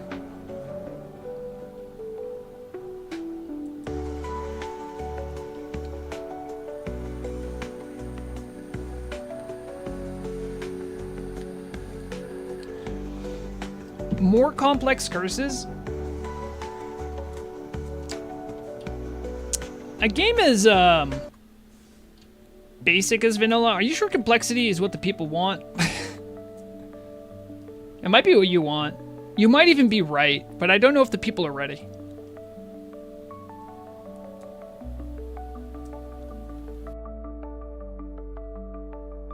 Sorry, I had to hit the mute there. I had a cough. There's nodes to mine on top of this. Let me see if I can get up. If you had brought that up, they'd make some new No, I know, actually, that could have worked. But the thing is I, as a mage in the early stage of my WoW, I will always have a rivalry with warlocks and never play them. So even if I could do something that would passively help warlocks, I will avoid it. I don't want to get anything in their heads that they could help warlocks. Are you kidding? No, thank you. Oh, messed that up. There it is. All right, where's the... Ah, there it is. Curse of excruciating pain. Yeah, make that a taunt. Rogues can't tank, but warlocks can. Checkmate rogues. Warlocks can actually do some decent amount of dungeon tanking if they gear right. They need a lot of gear to do it, but they totally can. They're very competent in that if they get the right level of support through gear and letting the healers know that they're tanking. Curse of bag space. That is a serious curse, and it heavily affects the hybrid classes most. It's very sad.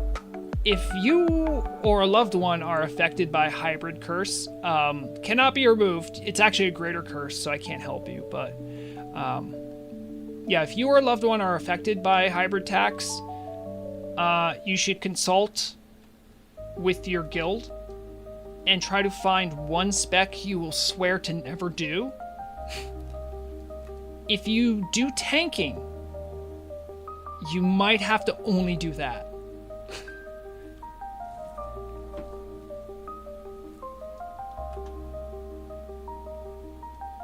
Alright, no notes here. Do you remember the doodles that I had Riddle do for the elf paladin? I do not remember them exactly, but I know Riddle's done doodles for you.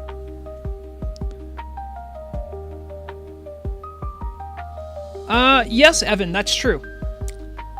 The real thing that hurts rogues is really super lackluster threat and spiky damage with no magic mitigation. So you require extra sharp healers and disciplined DPS, which is more than DPS can usually muster. But yeah, you're right, they can. I've tanked, even before Flourish got nerfed, I've tanked, after Flourish got nerfed, Hakar before. You could totally do it. Plockton says, so, fun fact, spells were meant to be resistible from being removed in vanilla, but they were kind of forgot, so that's probably why it has the name it has, because of it being meant to have a bigger chance. Oh, interesting. I'd never heard that theory. That's an interesting one.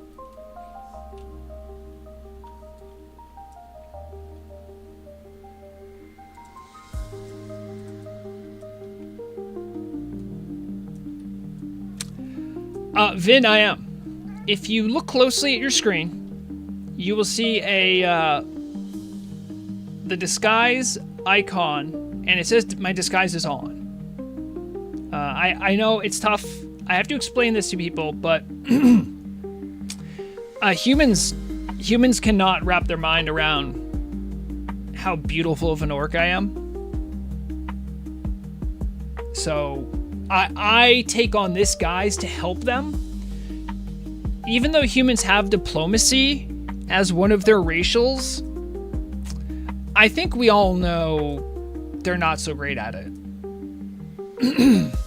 So I do this to help them because they need help, you know?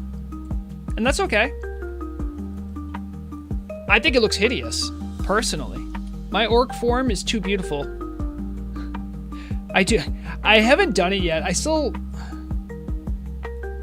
I literally do have green face paint and like fake ears and stuff. At some point I am going to actually, maybe I'll just never announce it. I'll just do it one time. You'll turn on stream and I'll just be there green face. I'll have a braided beard. I'll have probably painted on tusks. I don't want to have to wear tusks for a stream. That's so hard to talk through. Let's see. Evan wrote a bunch. Hold on.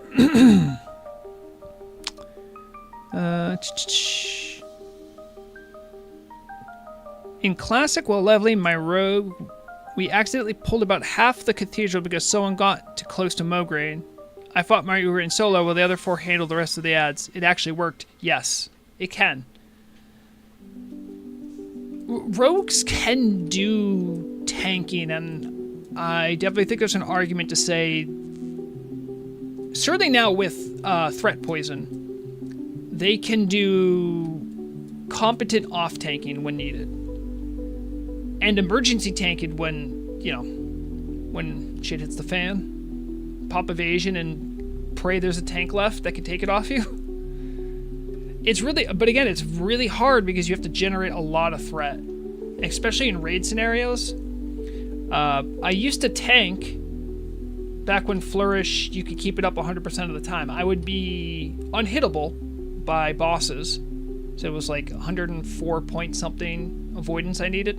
I would get to that number, which is awesome. But the problem I had was, if you fought Resuvius, Resuvius has 4 pupils, which are essentially adds, Normally you mind control them one by one to taunt Resuvius, and then they slowly die.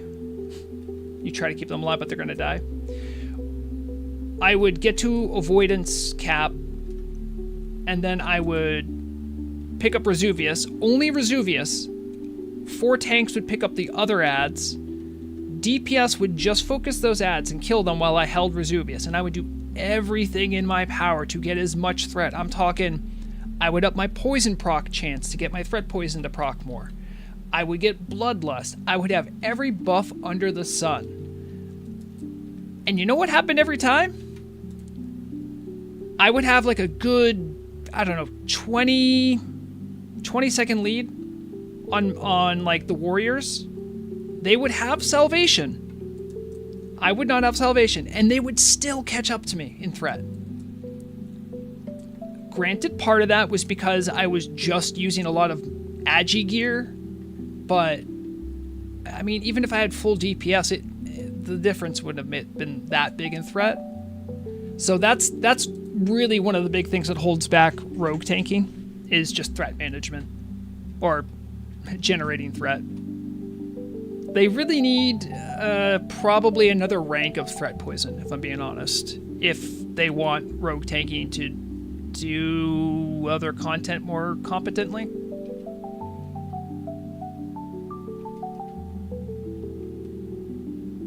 Ploxiv says, that's why rogues had a talent that gives their poisons a 40% chance to resist a spell effect.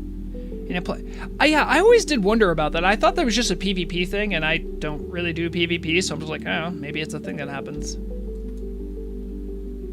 And I'm like, well, maybe if someone tries to remove it, it won't get removed because of that talent. So you're saying that doesn't work at all? Because this whole time I thought it did. It's kind of funny. Playing the game for how long? I thought that did work. Is diplomacy orcish for burning down my home?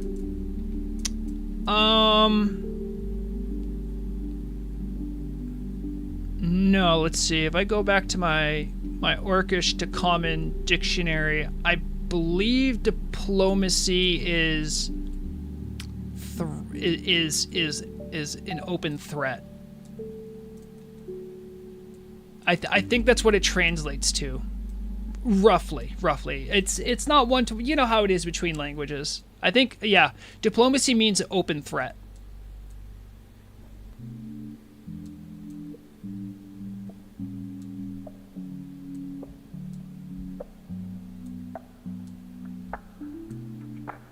Or whatever Qui-Gon Jinn and Obi-Wan Kenobi did in episode 1.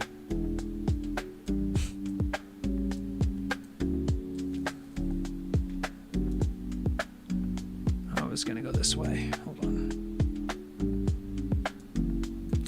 I didn't get as much Dreamfoil as I got 30 actually. This right here, I actually got enough for a flask. Look at that.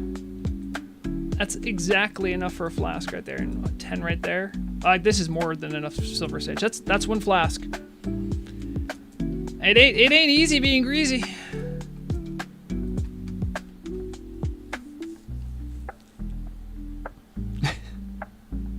I did finally see your response, Vin HK. That's okay. Not everyone can handle the big green machine, you know.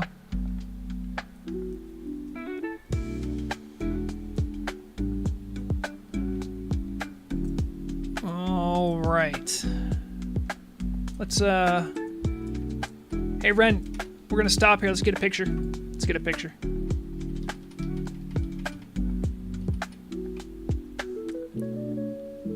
Nice. Hold on, let me get it in. Lovely. I'll send that to you. Yeah, it's about time for me to wrap up. I actually realized I went over time a little bit. So, yeah, just a reminder, I won't be around next week. Be in Germany, trying to relax desperately. For your sake, I hope the patch drops. For my sake, I hope it doesn't. Is your friend using the old Dryad illusion that used to be in the shop? I think so, yes. Also, Ren is on the art team. So, maybe she pulled some strings, I don't know. If you really want one, you can try to open a ticket and ask a GM if it's possible. You might still have to pay the turtle coins, but you can at least ask. If it's something that's really like it's something you want to do for RP, you might don't quote me. I know it's happened in the past that people have like petitioned and been like, hey, I really want this. Is there something that we can do? Because it's clearly still in the game code, right? And Dryad Warlock time. Yeah. So yeah. Probably the next time we'll hear from me won't be this Monday, but 2 Mondays from now. If I do get a radio news out, I may or may not. I don't know how jet lagged they'll be. We'll see. But yeah, everybody take care of yourself. Have a good couple weeks. All right. Check in. Yeah, okay. So, as always, take care of each other. Take care of yourself. Oh, VinHK, thank you for the follow. If you're in Hurricane Alley too, be super careful tonight. I know it's going to be crazy. Keep in mind that when you play video games, the point is to have fun. Don't lose sight of that. And, as always, remember, the deadliest weapon is knowledge. Bye, guys.